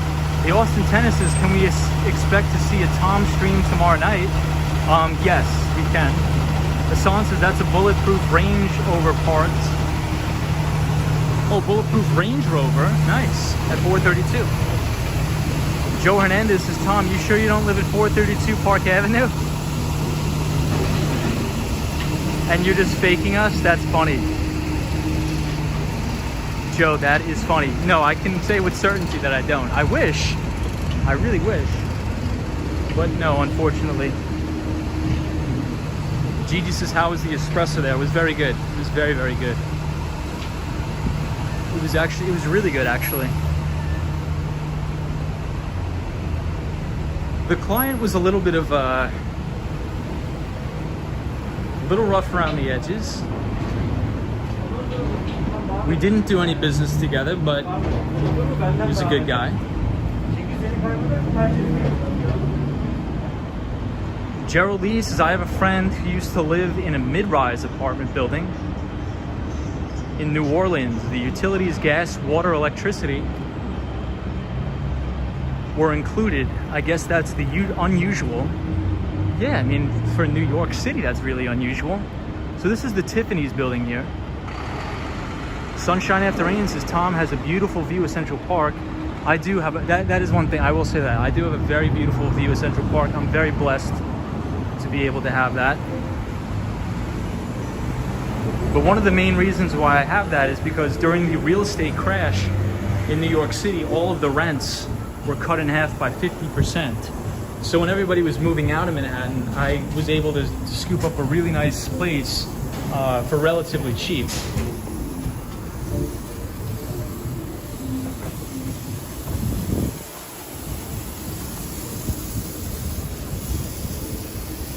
All right, so right here on East 57th Street and 5th Avenue. Hey, Daniel G says breakfast at Tiffany's.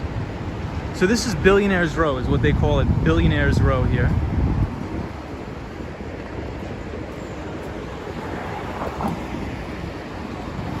Hey, Mark Davis, what's up, Mark? Gigi NYC says those sunset videos of yours are relaxing, very ASMR-ish. Thank you, Gigi. Maria O says, yes, many people did the same, Tom, smart move. Yeah, the place I got was like, I could never, ever in a million years be able to afford that. But during the pandemic, I'm not sure if anybody remembers, but really during the thick of it, like the real harsh thick of the pandemic, everybody was so scared out of their minds. People were literally losing their minds, going to the stores, buying toilet paper, like all this crazy stuff. And the rents in Manhattan were cut 50%. So I'm like, oh my God, I could live here for 50% off? Okay, I'll do it for a year, might as well. Hey, the Austin Tennis says, if you don't mind me asking, where were you living prior to Columbus Circle? No, not at all. So I was living in Greenpoint, Brooklyn, which I really love the neighborhood. So if anybody is interested in moving to New York City, Greenpoint, Brooklyn is beautiful. It's an amazing neighborhood, very quiet. It was gorgeous, but I mean, to have the opportunity to live near Central Park, I think the pandemic allowed a lot of people to get very nice apartments for almost pennies on the dollar.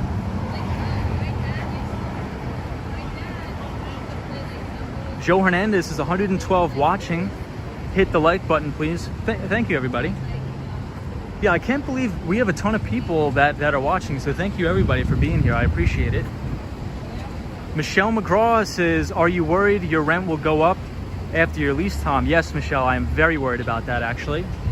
In full transparency, I'm very worried, and I'm thinking about what I'm going to do.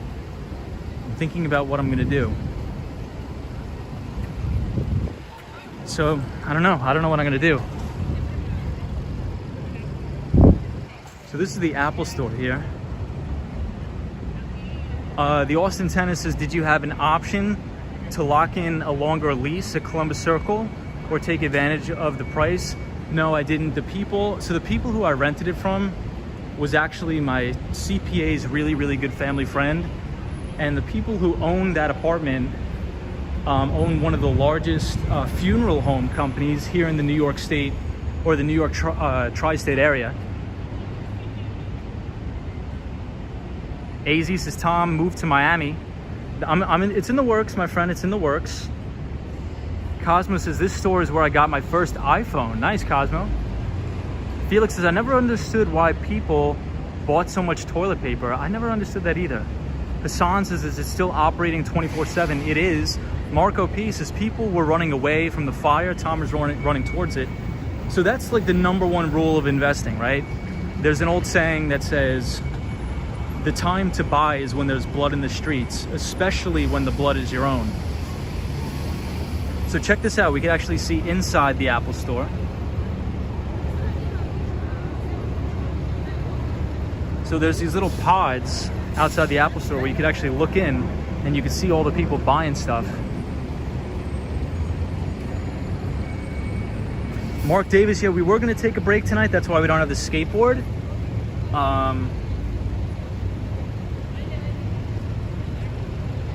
But I was like, you know what? I just got done with a really nice dinner with a client. We'll walk around, we'll talk about some stuff. So the topic for tonight, we highlighted a mutual fund. So if anybody wants to watch the replay of the stream, we give a nice breakdown of the Barron Opportunities Mutual Fund. We talk about the mutual fund manager. He manages about $1.6 billion worth of AUM, or assets under management. And we did a deep dive into his investment thesis, the investment process, into what he looks for. We talked about NVIDIA in relation to the global semiconductor shortage. So we talked about that. So if you're interested in that, please check out the replay of the stream. Zap Balances looks like a mini iPod. So we'll check out this Faraday Future, which is actually an electric car company, which is now listed on the NASDAQ under ticker symbol FFIE. The Swan says, kind of want to watch you wearing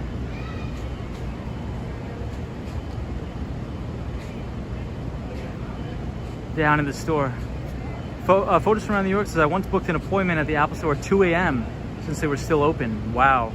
The Austin Tennis says, as a beloved Warren Buffett once said, be greedy when others are fearful, and fearful when others are greedy. Absolutely. Soho guys says, hey Tom, this Friday are you doing the financial stream? We are going to try to do the financial stream, I promise.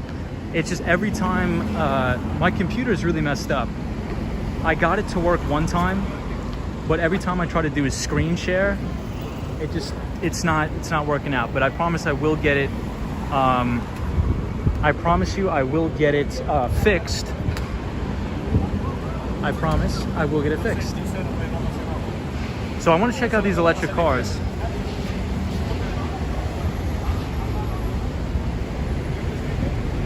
Joe Hernandez says, did they own Frank Bell Campbell Funeral Home? I can't disclose it, but no, it's not that one. It's the other one. The other main one that is like all over the place.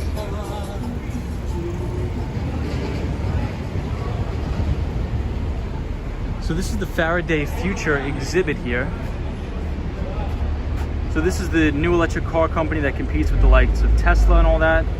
Patrick New York says, when you move to Miami, you must take us with you, 100%. The goal is to do skateboard live streams on the beach in Miami on the boardwalk. I think it's going to be amazing. Zap Allen says, I wish I could talk to Mr. Buffett for 5 minutes. Just 5 minutes to get some financial advice. Hey, read all of his books. He publishes all of his books and everything for free. AZ says, right, Mark, and that's why I support Tom. Thank you, everybody. I appreciate that. DJ says, this channel deserves more people, and I know it grows more. Thank you, DJ. I appreciate it. You're very nice. Yeah, I enjoy, doing the streams, talking to everybody in the chat. So thank you, everybody. You guys are always very nice. Very smart people too. We have a lot of smart people in the chat. So I always learn a lot from you guys.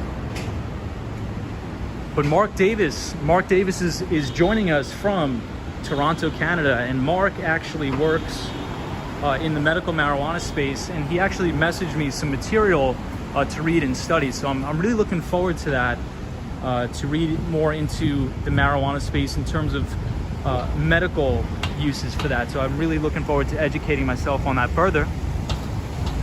Hey, Jeremy Reinhardt. What's up, Jeremy? Says, why are you moving to Miami? I missed it. So it's a good question, Jeremy. I think the main reason why I want to move to Miami is because I don't think I could survive another New York City winter.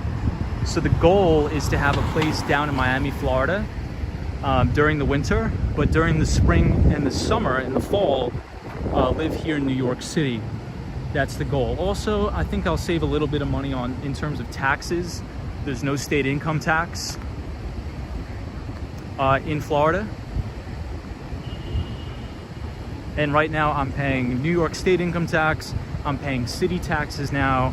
So I am just getting absolutely obliterated. But that's all right. I mean, I'm willing to pay a premium. This city is amazing. Hey, GOSFG says, where do you see DraftKings going, bud? Hey, what's up, Gio? Thank you for that. I think the sports betting and sports gambling market's going to continue to grow.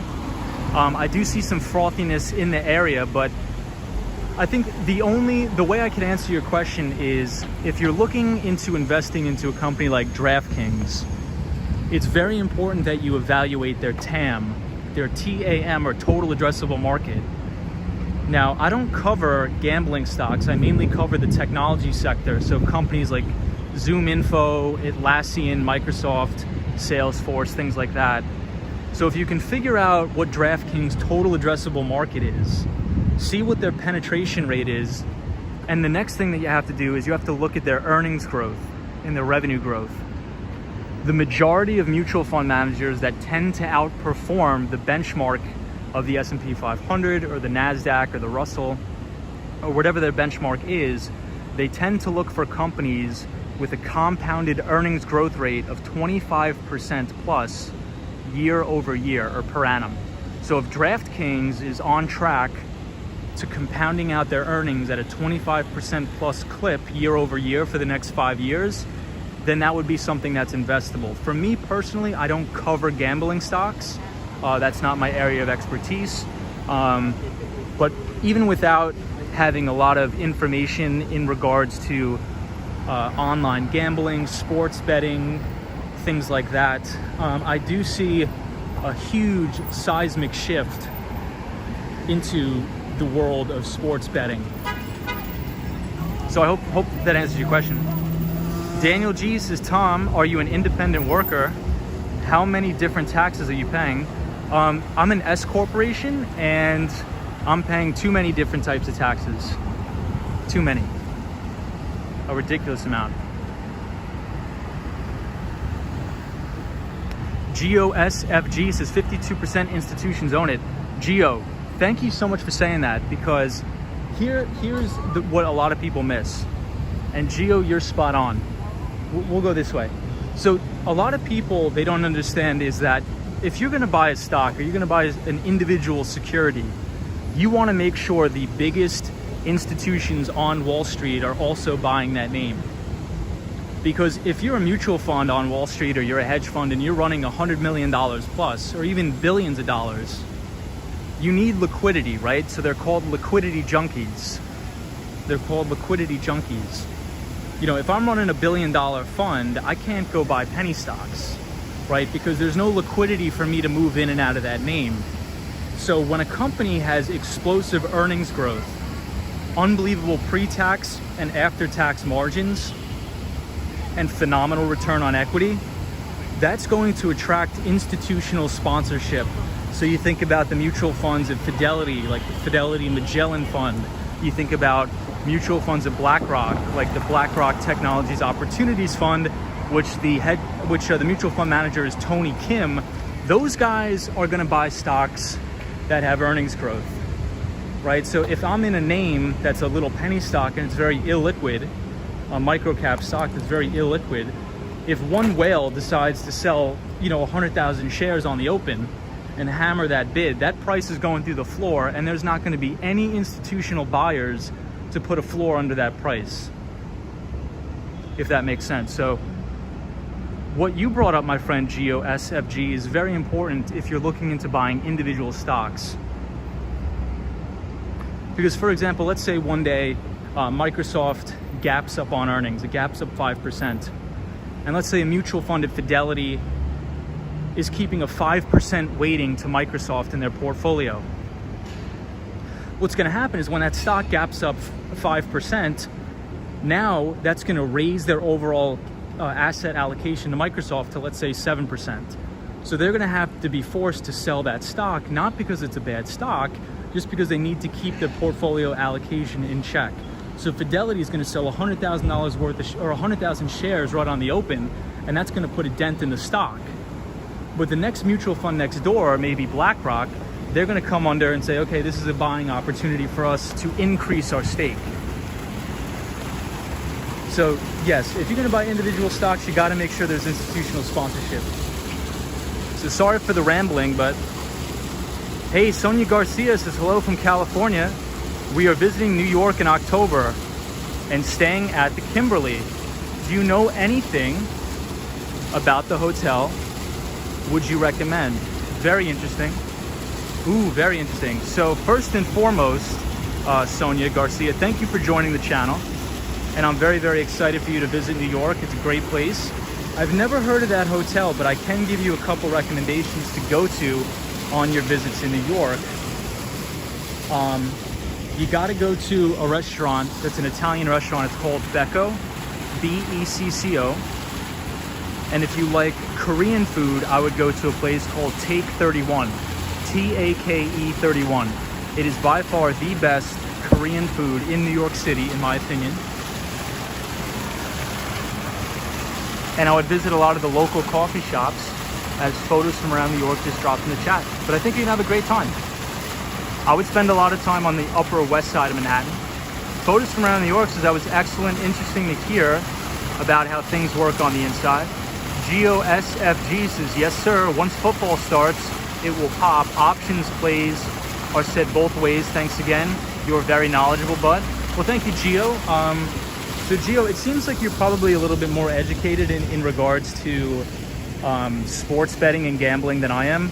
So I'm gonna, I'll tell you guys when I don't know about something. I really have no idea. I am so incompetent when it comes to sports, even though I played college soccer, but I have no idea about what the total addressable market is for sports betting. I really don't know. The only thing I do know is that companies like Barstool are making a pretty big splash, and a lot of my friends are getting into it. So maybe there's something to be had there. But in terms of real concrete numbers, I honestly have no idea. But it seems like you know a lot about it, man. So, I mean, good luck to you. If you have any options plays, as you said, I don't really dabble too much in the derivatives market, only when I'm hedging my portfolio. But best of luck to you, man. I hope you make a killing. And thank you for joining the channel. I appreciate you being here. The Austin Tennis is, Sonia, check out the Highline. Yes, The High Line is amazing. You gotta check out the High Line.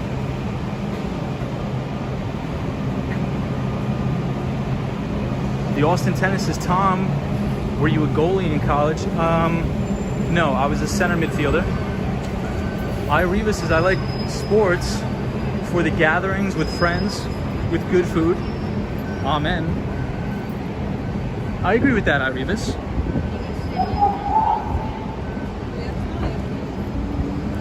So speaking of Wall Street, this building right here, 220 Central Park South, at the very top, is where Citadel Securities founder and CEO Ken Griffin lives. He lives right there. Sonia says, what is the High Line?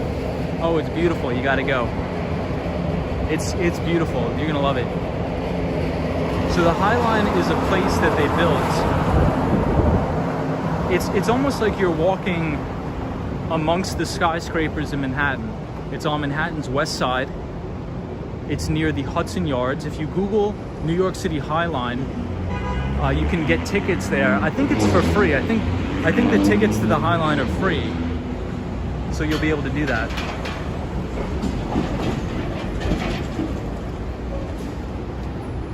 Sonia Garcia says, I've never been to New York.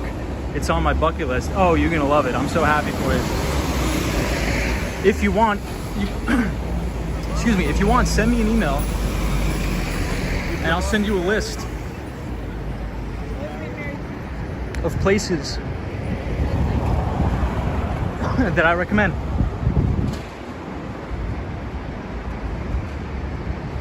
I gotta get some water. But yeah, I'll send you a list of places.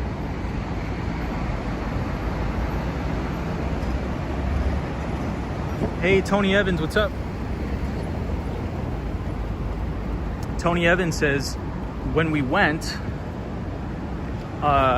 Tony Evans says, when we went, we stayed at a Residence Inn, Central Park. It was awesome. Nice. It was beautiful. I love Central Park. Absolutely adore Central Park.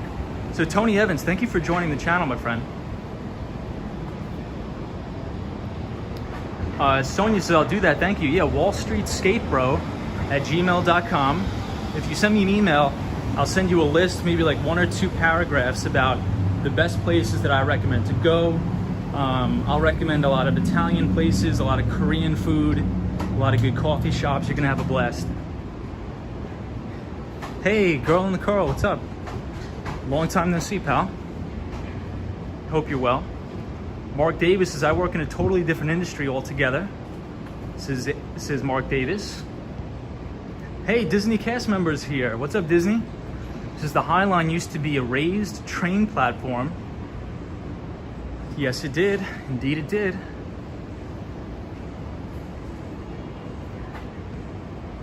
I want to make sure I'm not missing anything. Yeah, Michelle McGraw says it's an elevated park at Hudson Yards.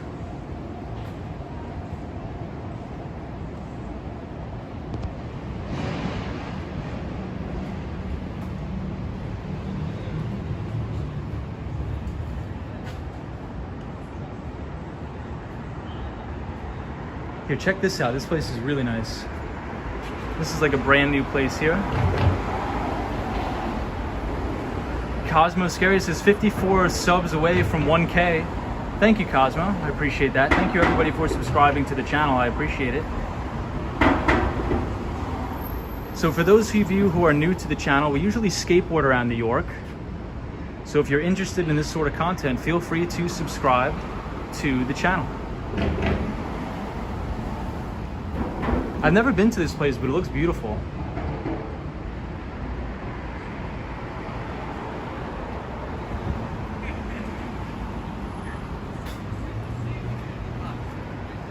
DJ, hola, ¿cómo estás, DJ? No, there's never anything wrong with saying hi. Hey, Nathan Guadalupe, hola, ¿cómo estás?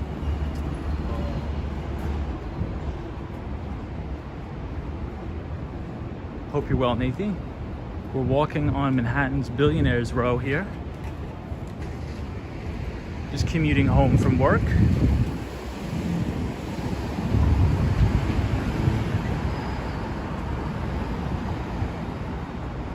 So this building is 157, where they have the Park Hyatt, but they also have private residences.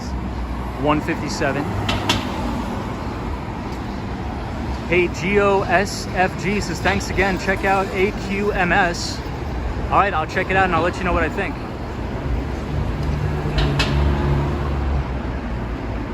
So Gio, if you're interested, on Fridays, I'll be doing a stream behind my desk where we'll be doing in-depth securities analysis. So if you want to join that, feel free to come back on Fridays. And we could, we'll talk about stocks. We'll do our discounted cash flow models. We'll have a good old time. So thank you for joining the channel, my friend. Maria O says, skateboarding, great conversations. Sally says, hi, Tom. Still here as always. Thank you for the wonderful streams. They are really lovely. Sally, thank you. I really appreciate it. Mark Davis is AZ. I work in medicinal purposes of cannabis industry internationally. Disney cast member says, nice. There was almost 5 inches of rain. Wow. In Scottsdale. William Creech says, Ken Griffin has bought the most expensive house in many major cities. Yeah, Ken Griffin lives right there. So William Creech, Ken Griffin lives in that little top of the building right there. 220 Central Park South. GOSFG says, yes, sir. What time you're on? Gonna send you an email too. Yeah, so Gio, we usually stream when I get off of work, and that's usually around 7:30 or 8:30 at night. So yeah, shoot me an email, man. And there's a lot of cool people in the chat. We have people that work from all different backgrounds. We have people that are working in the medical marijuana industry. We have people that are nurses. We have people that are MRI technologists. We have people that are investment bankers and mergers and acquisitions. We have people in enterprise software sales. So we have a really, really diverse group here. So yeah, shoot me an email. No problem, my friend. Hey, Paz is here from the Philippines. Welcome everybody from the Philippines. Disney cast member says, Tom, no board tonight. Yeah, Disney cast member, I wasn't gonna stream tonight, Disney cast member. However, I was coming back from a dinner with a client and I was like, you know what? I have to walk home anyway, so I might as well bring everybody. And I wanted to talk about a specific mutual fund, which we talked about. I'm sorry, man. Which we talked about, sorry about that. Let me get away from this guy.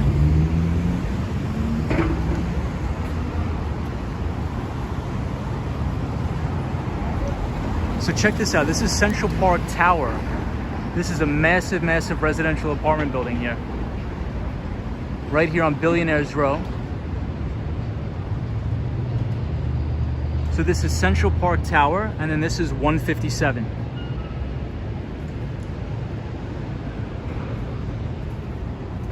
Oh, and this is the Carnegie Hall. This is a very, very famous place. Carnegie Hall right here. GGNYC says, make sure to turn on the channel's notifications to all so you won't miss a stream. Thank you, GGNYC. Photos from around New York says, stay safe. Thank you. Oh, from Thailand. Paz is from Thailand. Welcome to everybody from Thailand. Daniel C says, do you ever get tired of the city? Ever go outside of the city limits for enjoyment? Yes, Daniel C. We were in Brooklyn the other night. We were in Brooklyn, and also I am from Long Island, New York, so I always go to the beaches out there, which I'm also going to try to get out there this week, maybe Saturday. I want to get out to Tobay Beach, Long Beach, and Jones Beach before the summer ends, so hopefully I'll be able to do that. GGNYC says, that guy gave me the creeps.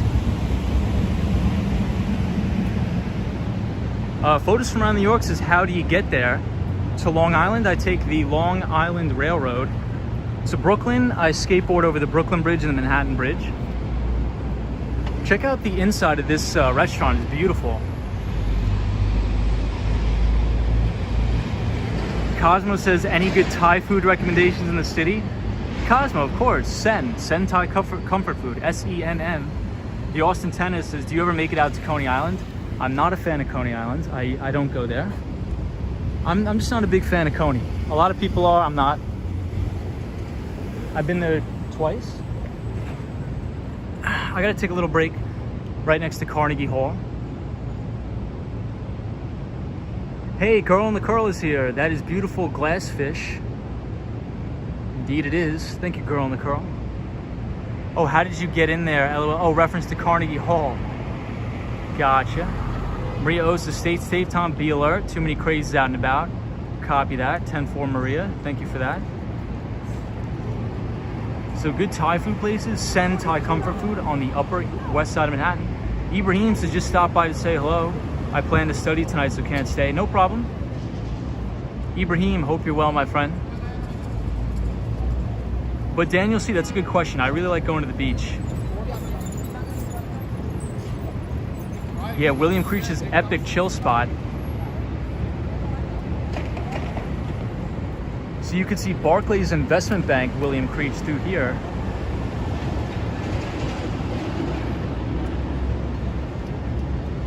Disney cast member says, how was the dinner? The dinner was really, really good and productive. Very good and productive.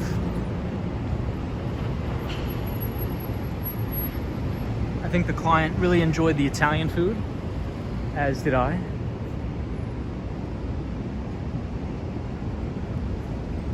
As did I. Nathan Guadalupe says, a castle in the town. Hey, Dracula's here. What's going on? Joe Hernandez says, you finally made it to Carnegie Hall. You must not have practiced. That's hilarious. Yeah, Joe Hernandez. I tried my best, man. I tried my best. Michelle McGraw says, it's safe to say Tom doesn't like big crowds of people. Michelle, that's just my personality. I don't know. I'm just not a big fan of like Times Square, things like that. It's not to say those things are bad. I'm not saying they're bad at all. I think if you come to New York City, you should check out Times Square. Just in my opinion, it's just not for me. I don't like being hounded.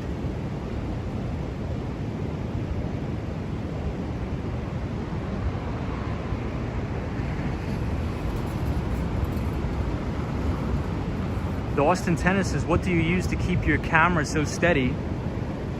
I usually drink about 3 cups of coffee during the day, the Austin Tennis. And then about an hour before I stream, I chug like a gallon of water, and that really keeps my hands steady. No, I'm just kidding. I use a gimbal. It's called a gimbal. I think if I didn't use this, it would be, I don't think anybody would be able to see anything. I think it would be so shaky. Maria O is the same Tom. But the Austin Tennis, if you want to send me an email, feel free at any time, no rush. I'd be more than happy to help you out, look at your resume, and help you out in any way I can, my friend. Any way I can help, I'll help. Daniel C says Times Square is a circus by viewing from other channels. I think Times Square is a very acquired taste. I mean, don't get me wrong, I do skateboard through Times Square sometimes. I just don't like to hang out there. I'm very, like I said on the channel before, I'm an introvert. I really am an introvert. I just don't like being around like crazy crowds of people. So this is the Universal Music Group. It says, Tom, do you use the Osmo gimbal? Yes, I do.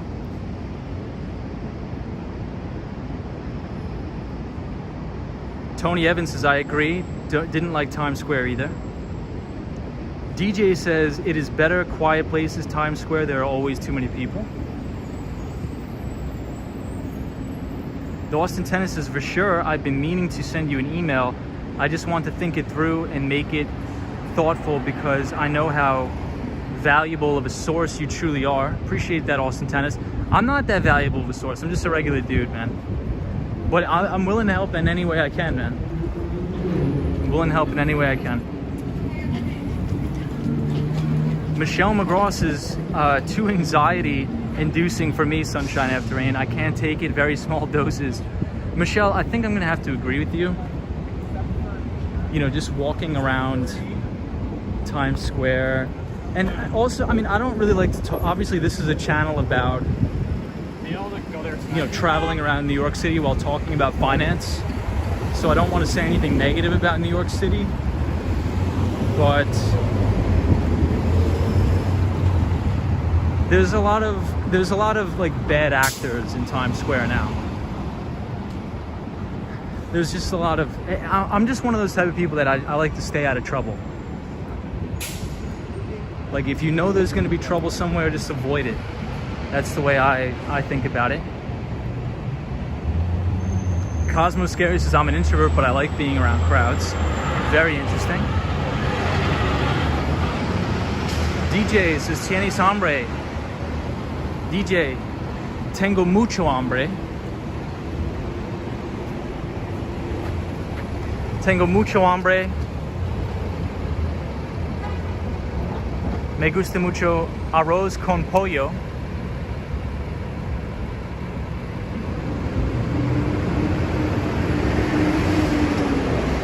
Arroz con pollo.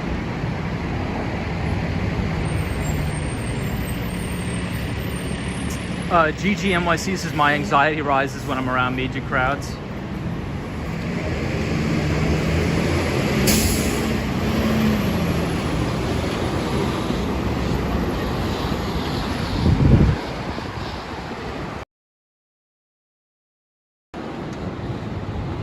Y jamón con queso.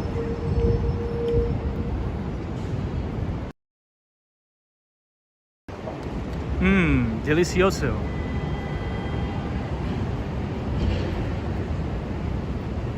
Maria O says, Tom, do you cook? Not usually. I probably should cook a little more than I do. Ham and cheese, yeah. GG New York, I'm trying to practice my Spanish. The two main things that I want to do is I want to be completely fluent in Spanish, mainly because I live in New York City and there's a lot of Spanish speakers in New York. And I think if you live in New York City, I think you should learn Spanish because there's a lot of people. You know, we have a huge Dominican population. We have a huge Puerto Rican population, and they all speak Spanish. So I want to be able to communicate. I went to John Jay College of Criminal Justice, which the majority of the school in terms of the demographic is Latino. So a lot of my friends on the soccer team and everybody spoke Spanish. So I learned a little bit, but it just made me realize that I need to become fluent in Spanish. Cosmo says, when I speak Spanish, I mix in Italian words since the languages are so close. Daniel G says, try dulce de leche, if you can. Dulce de leche. So that's something with milk. Dulce? I don't know what that is. Daniel, what does that mean again? Are you talking about coffee con leche? The Austin Tennis says, Tom, what is your motivation to learn Korean? Jesus. I didn't see that lady. It gave me a heart attack. My God. Marona mia. Whew. All right. Hold on. Austin Tennis. What do you say? Let's see. Oh, what's my motivation to learn Korean? My girlfriend is Korean. And she's right now in Korea. In Osan. Oh, it's like caramel. Got it. Tres leches cake. So Disney cast member is a fellow Long Islander as well.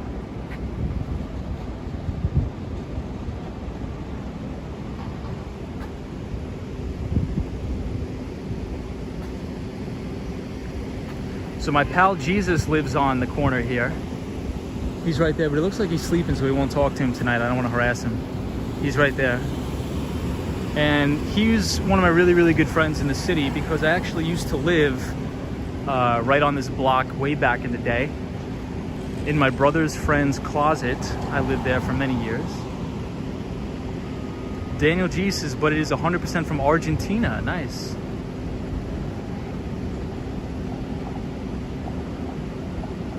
Sunshine New York says, Tom, repeat these late cheesecake. Maria O says, the dessert very sweet. Ah, I gotcha. Zap balances, she scared me too. Photos from around New York says the toughest part about learning Spanish fluently is practicing it consistently. That is true. So that's the good thing about living in New York City, right? A lot of people speak Spanish. So I'll have the opportunity to speak Spanish with a lot of people. And there's also a lot of people in the chat that speak Spanish too. We have a lot of people from Chile, Argentina, so I think it'll give me good practice for sure. Disney cast member says Long Island the best place to be from. Absolutely, I agree. We're gonna upset a lot of people that are from the city, but it's all right. Yeah, RT says I lived in a closet for many years. Yeah, I actually did. It's a true story. I didn't want to commute from Long Island to go to college, or else I would have to wake up at like 4 o'clock in the morning. So my brother's friends actually had an apartment with 4 roommates here at Columbus Circle. And I was at a party one night and they were giving me a tour of the apartment, and they had this teeny tiny walk-in closet with just a bunch of junk. And I was like, guys, let me live in this closet, please. I'll give you $350. And they said, yeah. And I lived there for about 4 years, which was really good because it allowed me to work a lot. It allowed me to work. I was working a ton. I was putting in a lot of hours. I was able to study. So it helped me out a lot. So I'm really, really thankful of that. RT says cheap rent, right? Yes, it was very cheap. So here we are at Columbus Circle, everybody. We are at the Time Warner Centers. The Deutsche Bank Tower.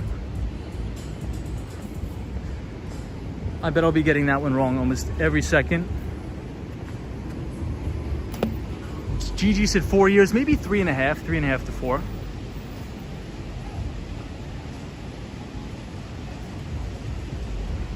But Disney cast member now lives in Arizona, which is great. We love Arizona.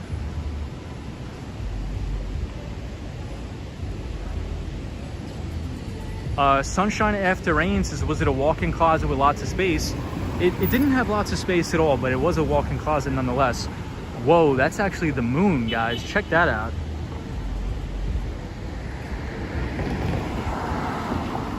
Right there. Wow. For anybody who was on the stream yesterday, it was absolutely gorgeous, the moon by the Empire State Building.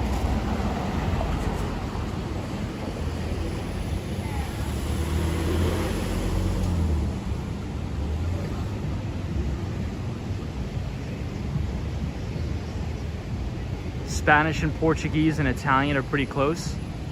Very interesting, Daniel. Photos from around New York says Long Island, Strong Island.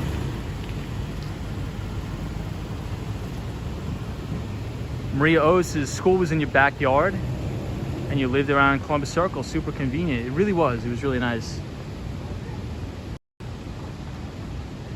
I'm a minimalist, so it doesn't really require that much. Yeah, the moon hanging low tonight.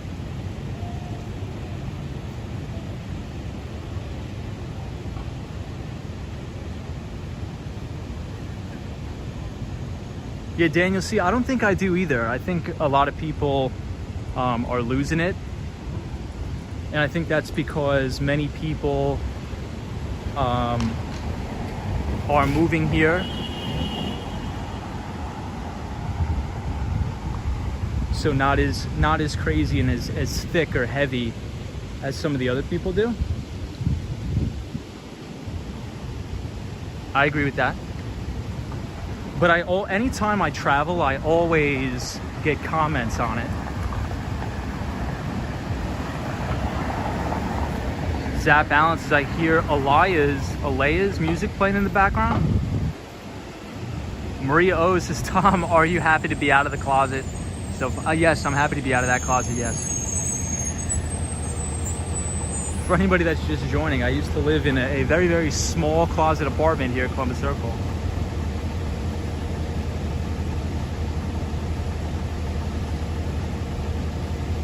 Cosmo Scary says, is the smoke affecting the moon? That's a good question.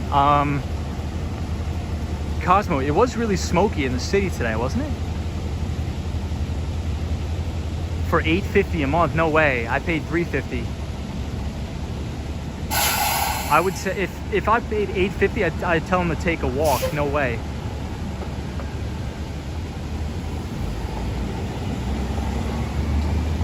But RT, good to have you here, man.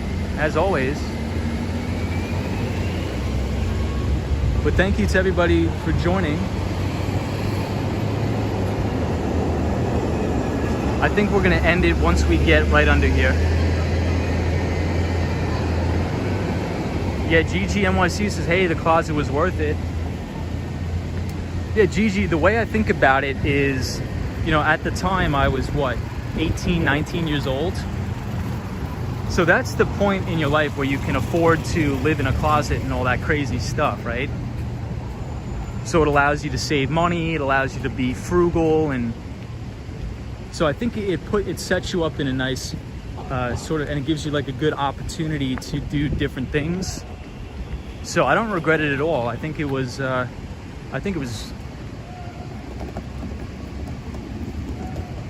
great.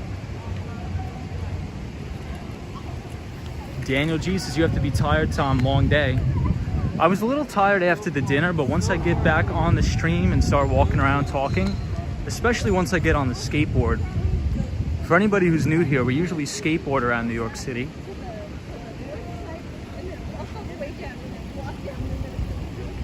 Geo says, most YouTubers request donations, not you. Cannot do it on your stream, how come? I think we need to be at 1,000 people joining the channel, and I'm not sure if I'm gonna monetize the channel. I haven't made that decision just yet. I don't know if I'm gonna turn on monetization or not, because I don't wanna have advertisements running during the stream. I think that's going to affect the quality of the stream.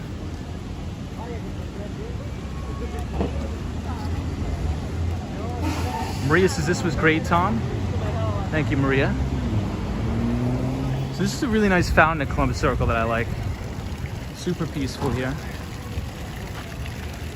Daniel C says, I wish I knew more about stocks so I can converse better with you.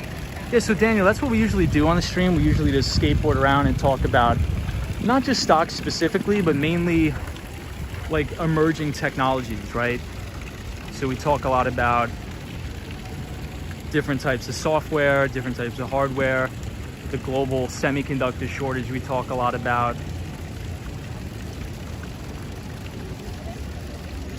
RT says, peace out. Hey, RT, thank you for joining, my friend. We'll see you next time.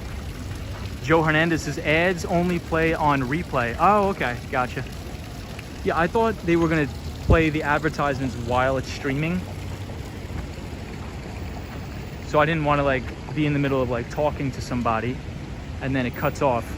But I'm not sure if anybody can see this on the stream, but there's literally like smoke in the air.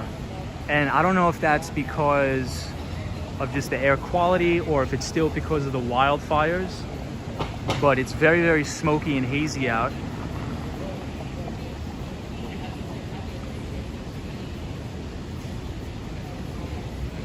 Daniel G says, good night, everyone. Take it easy, Daniel. I appreciate it.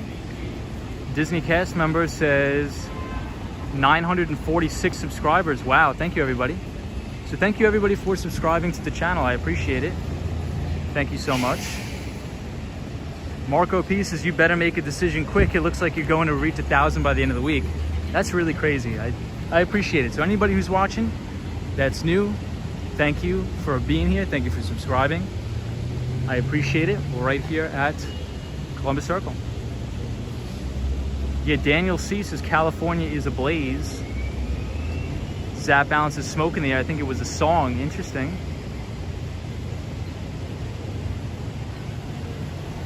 Maria O says ads do not interrupt the streams, only on replays, and you could customize how many ads. Got it. I'll definitely look into that, Maria. Thank you for that. Yeah, GGNYC says, ugh, not again with the smoke. I know. Joe Hernandez says, Boogie Bob brought me here. I love Boogie Bob. The live at 5. I always have the live at 5 up at work. Don't tell my clients, but I do. Mark Davis says, we got that here in Toronto too, Tom. Smoke from the wildfires in northern Ontario. Wow, crazy. Gerald Lee says an ad can play just before the live stream begins, but not during the live stream. I've seen it happen on other live streams. Oh, gotcha, Gerald. Well, thank you for that. Appreciate it. Yeah, so maybe we'll, I mean, I'll have to see what we're gonna do. But yeah, maybe I'll turn like the monetization on, but I don't want the ads to get too spammy.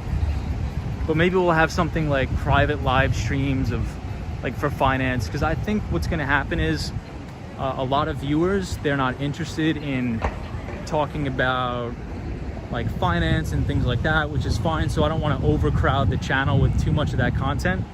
So maybe I will segment the channel into a couple places, but we'll see. The Austin Tennis has 1K subscriber party at 4:32. Absolutely. Ooh, so this is actually a very, very expensive restaurant called Maria. Right here, it's called Maria. And 2 days ago, Jim Cramer was sitting right here.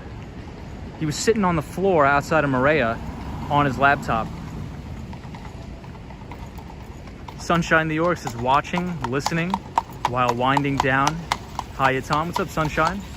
We got a nice horse passing by.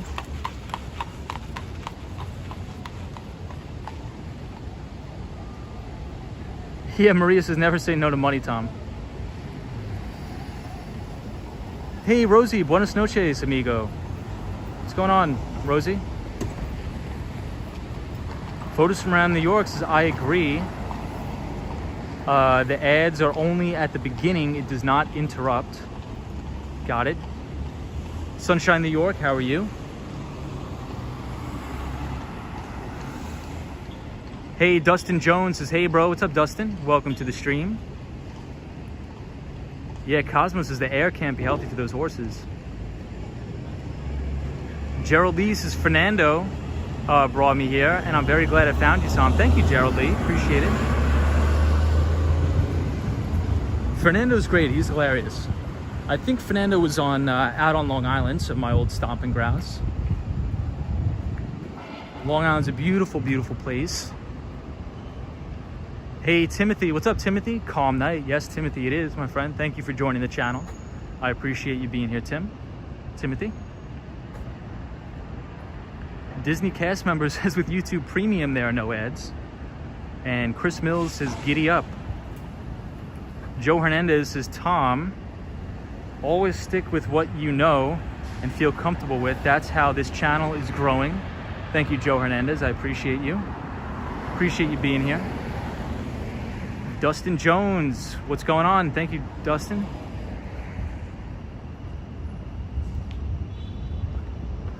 This is one of my favorite things about the city too at night. These things.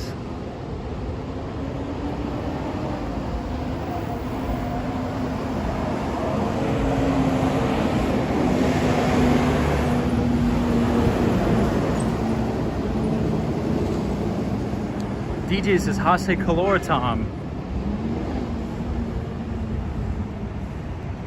So this is, for anybody who's just joining, we are walking down Central Park South.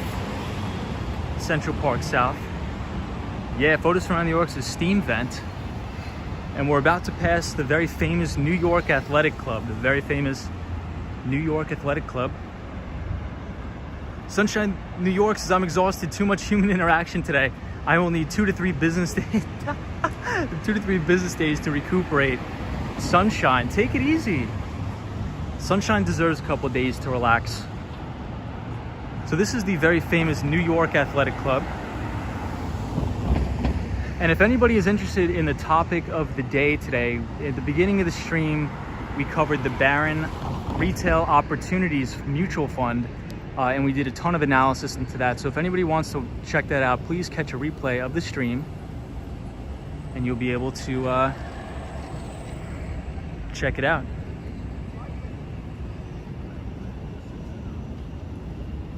But Central Park South is very, very calm and relaxing, especially at night. Mark P says, Tom's taking us all to Becco. Let's do it. Hey, what's up, Kim? Kim is here. What's up? Michael DeCosta, what is going on? Hope you're well.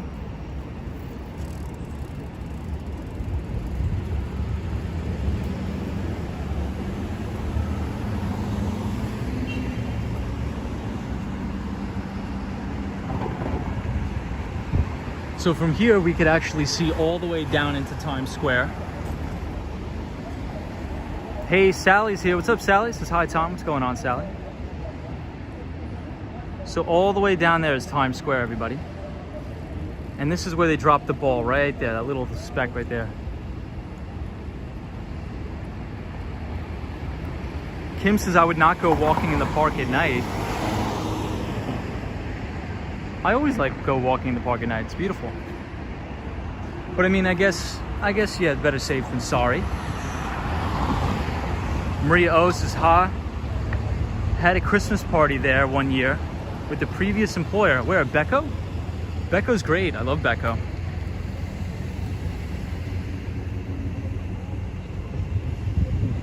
Well, everybody, check out how peaceful Central Park looks, though. Check that out.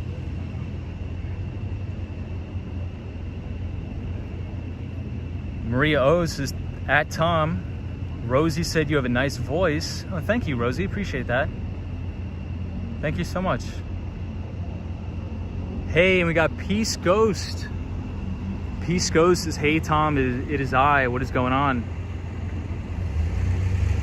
Daniel C says, this part of New York City seems fairly safe. It is very safe here. This is one of the most wealthy areas of New York City.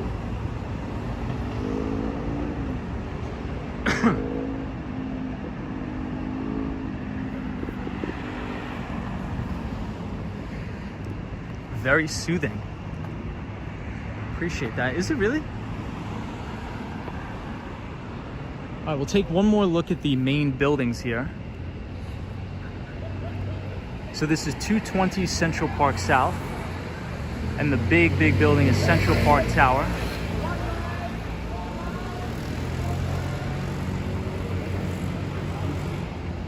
Yeah, I think it's better to be safe than sorry, not go into Central Park at night, but hey, KP is here. What's up, KP? Says, who here actually visited New York City or lives there? Me, I live in New York City. And I also think photos from around New York, and probably a couple other people. Hey, Whiplash is here. This is good evening, New York. You are hotter than here in Los Angeles. Whiplash, welcome from Los Angeles. What is going on? KP says, what's up? KP, happy to have you here.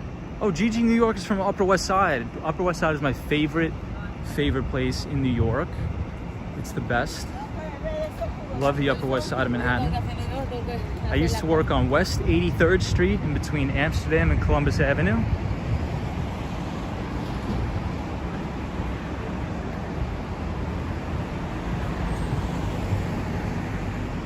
Zap Balance says, Tom, you should turn your videos into a podcast. So that is that's up next. So what I want to do on the channel is maybe once a week publish an interview on the channel with people that work in all different segments of the economy, or all different sectors of the economy. So one week I'll interview my friend that's in investment banking. She'll talk about sort of how do you get jobs on Wall Street, things like that. Then I'll do an interview with my friends who work in tech sales or software sales, and they can provide some insights on how they went about getting those positions to working in Silicon Valley as software engineers. And I think if maybe once a week or once every other week, if I can publish a podcast and then post it to the channel, maybe we can get a lot of people to learn about all different types of jobs out there. And it could be anything. It doesn't have to be investment banking. It doesn't have to be tech. It could be in the medical field. So I think that's what I want to do, but we'll see. We'll see what happens.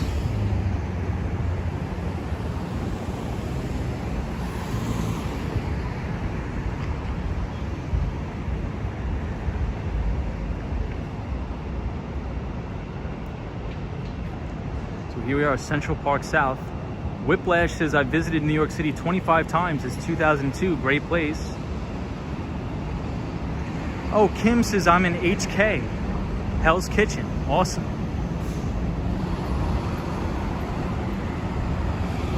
Sally says this is really fun, Tom. Thank you, Sally. I appreciate it. I don't know what that can't be from the wildfires. I think something's actually burning. It smells like smoke. Hey, Destiny Calderon says, am I late? What's up, Destiny?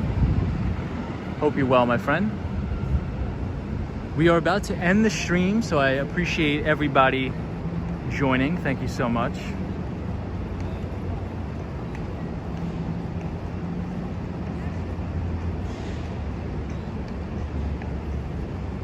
So everybody, we're gonna end it. My phone is gonna die. It's on 10% battery. So we're gonna end it right here. Daniel C says, did you leave your oven on? I hope not, please God. So everybody, have a great Monday. I will see you all tomorrow. Hopefully we will be on the skateboard. I was thinking about going down in Lower Manhattan tomorrow and checking out the sunset from Battery Park. So hopefully if I can get off of work soon enough, I'll have the skateboard and we'll be in Battery Park. And we'll check out the sunset, we'll hang out, and we'll talk about a different topic. But if anybody missed the beginning of the stream where we talked about today's topic of the Barron Growth Stock Mutual Fund, please check out the stream where we do a deep dive into the analysis of the mutual fund, and we talk about two specific companies we highlighted, which was Snapchat, Nvidia, and we also went a little bit into Tesla's earnings that came out. So throughout the week on the channel, we'll be talking about the remainder of the technology stocks that are going to report earnings throughout the week. So it's going to be a busy and volatile week on Wall Street. So be careful, everybody. And I will see you all in the next one. Destiny Calderon, have a great night. Everybody be safe. Enjoy the night. Try to get some rest. Patrick, New York, take it easy. Thank you for joining. Gerald Lee says it was an excellent stream, Tom. Thank you and good night. Thank you, Gerald, for being here. Daniel C says, what time in Mountain Standard Time? I'm not sure. So Mountain Standard Time is what, 2 hours behind Eastern Standard? So I may try to go live at 7:30 p.m. tomorrow if I can get off of work. Disney cast member, thank you for joining. Destiny Calderon, thank you as always. Sunshine After Rain, thank you for joining. Photos from around New York, have a great night. Michael DaCosta, as always, have a good one. Marco P, thank you. Everybody who is new here, feel free to leave a like on the video and subscribe if you like this sort of content. And everybody be safe, please. Zap Balances, take care, Tom. Thank you, Zap. Joe Hernandez says 2 hours. Oh, Mountain Standard Time is 3 hours behind, says Disney cast member. Chris Mills, see ya. Hey, Swifty's here. What's up, Swifty? Always good to see you. Have a good night. Diana Lee, enjoy your night, everybody. We will see you all in the next one. Kilo Whiskey Juliet, a pleasure having you. A pleasure speaking with you. Hey, Super Friends in the City's here. What's up, Fernando? Fernando, we're just about to end the stream, but hopefully you had a great time on Long Island. My hometown, place where I was born and raised in Long Island. So Fernando, I hope you had a great time, my friend. Fernando, isn't Long Island beautiful? It's great, right? You got the beach, you get to hang out, you get to relax. I hope you had a great time, my friend. Fernando, Super Friends in the City, I hope you had a great, fantastic time on the island.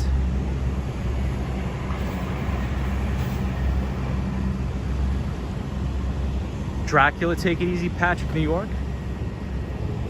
All right, everybody. We will see you all in the next one. Be safe. And I'll see you all tomorrow. Have a good night.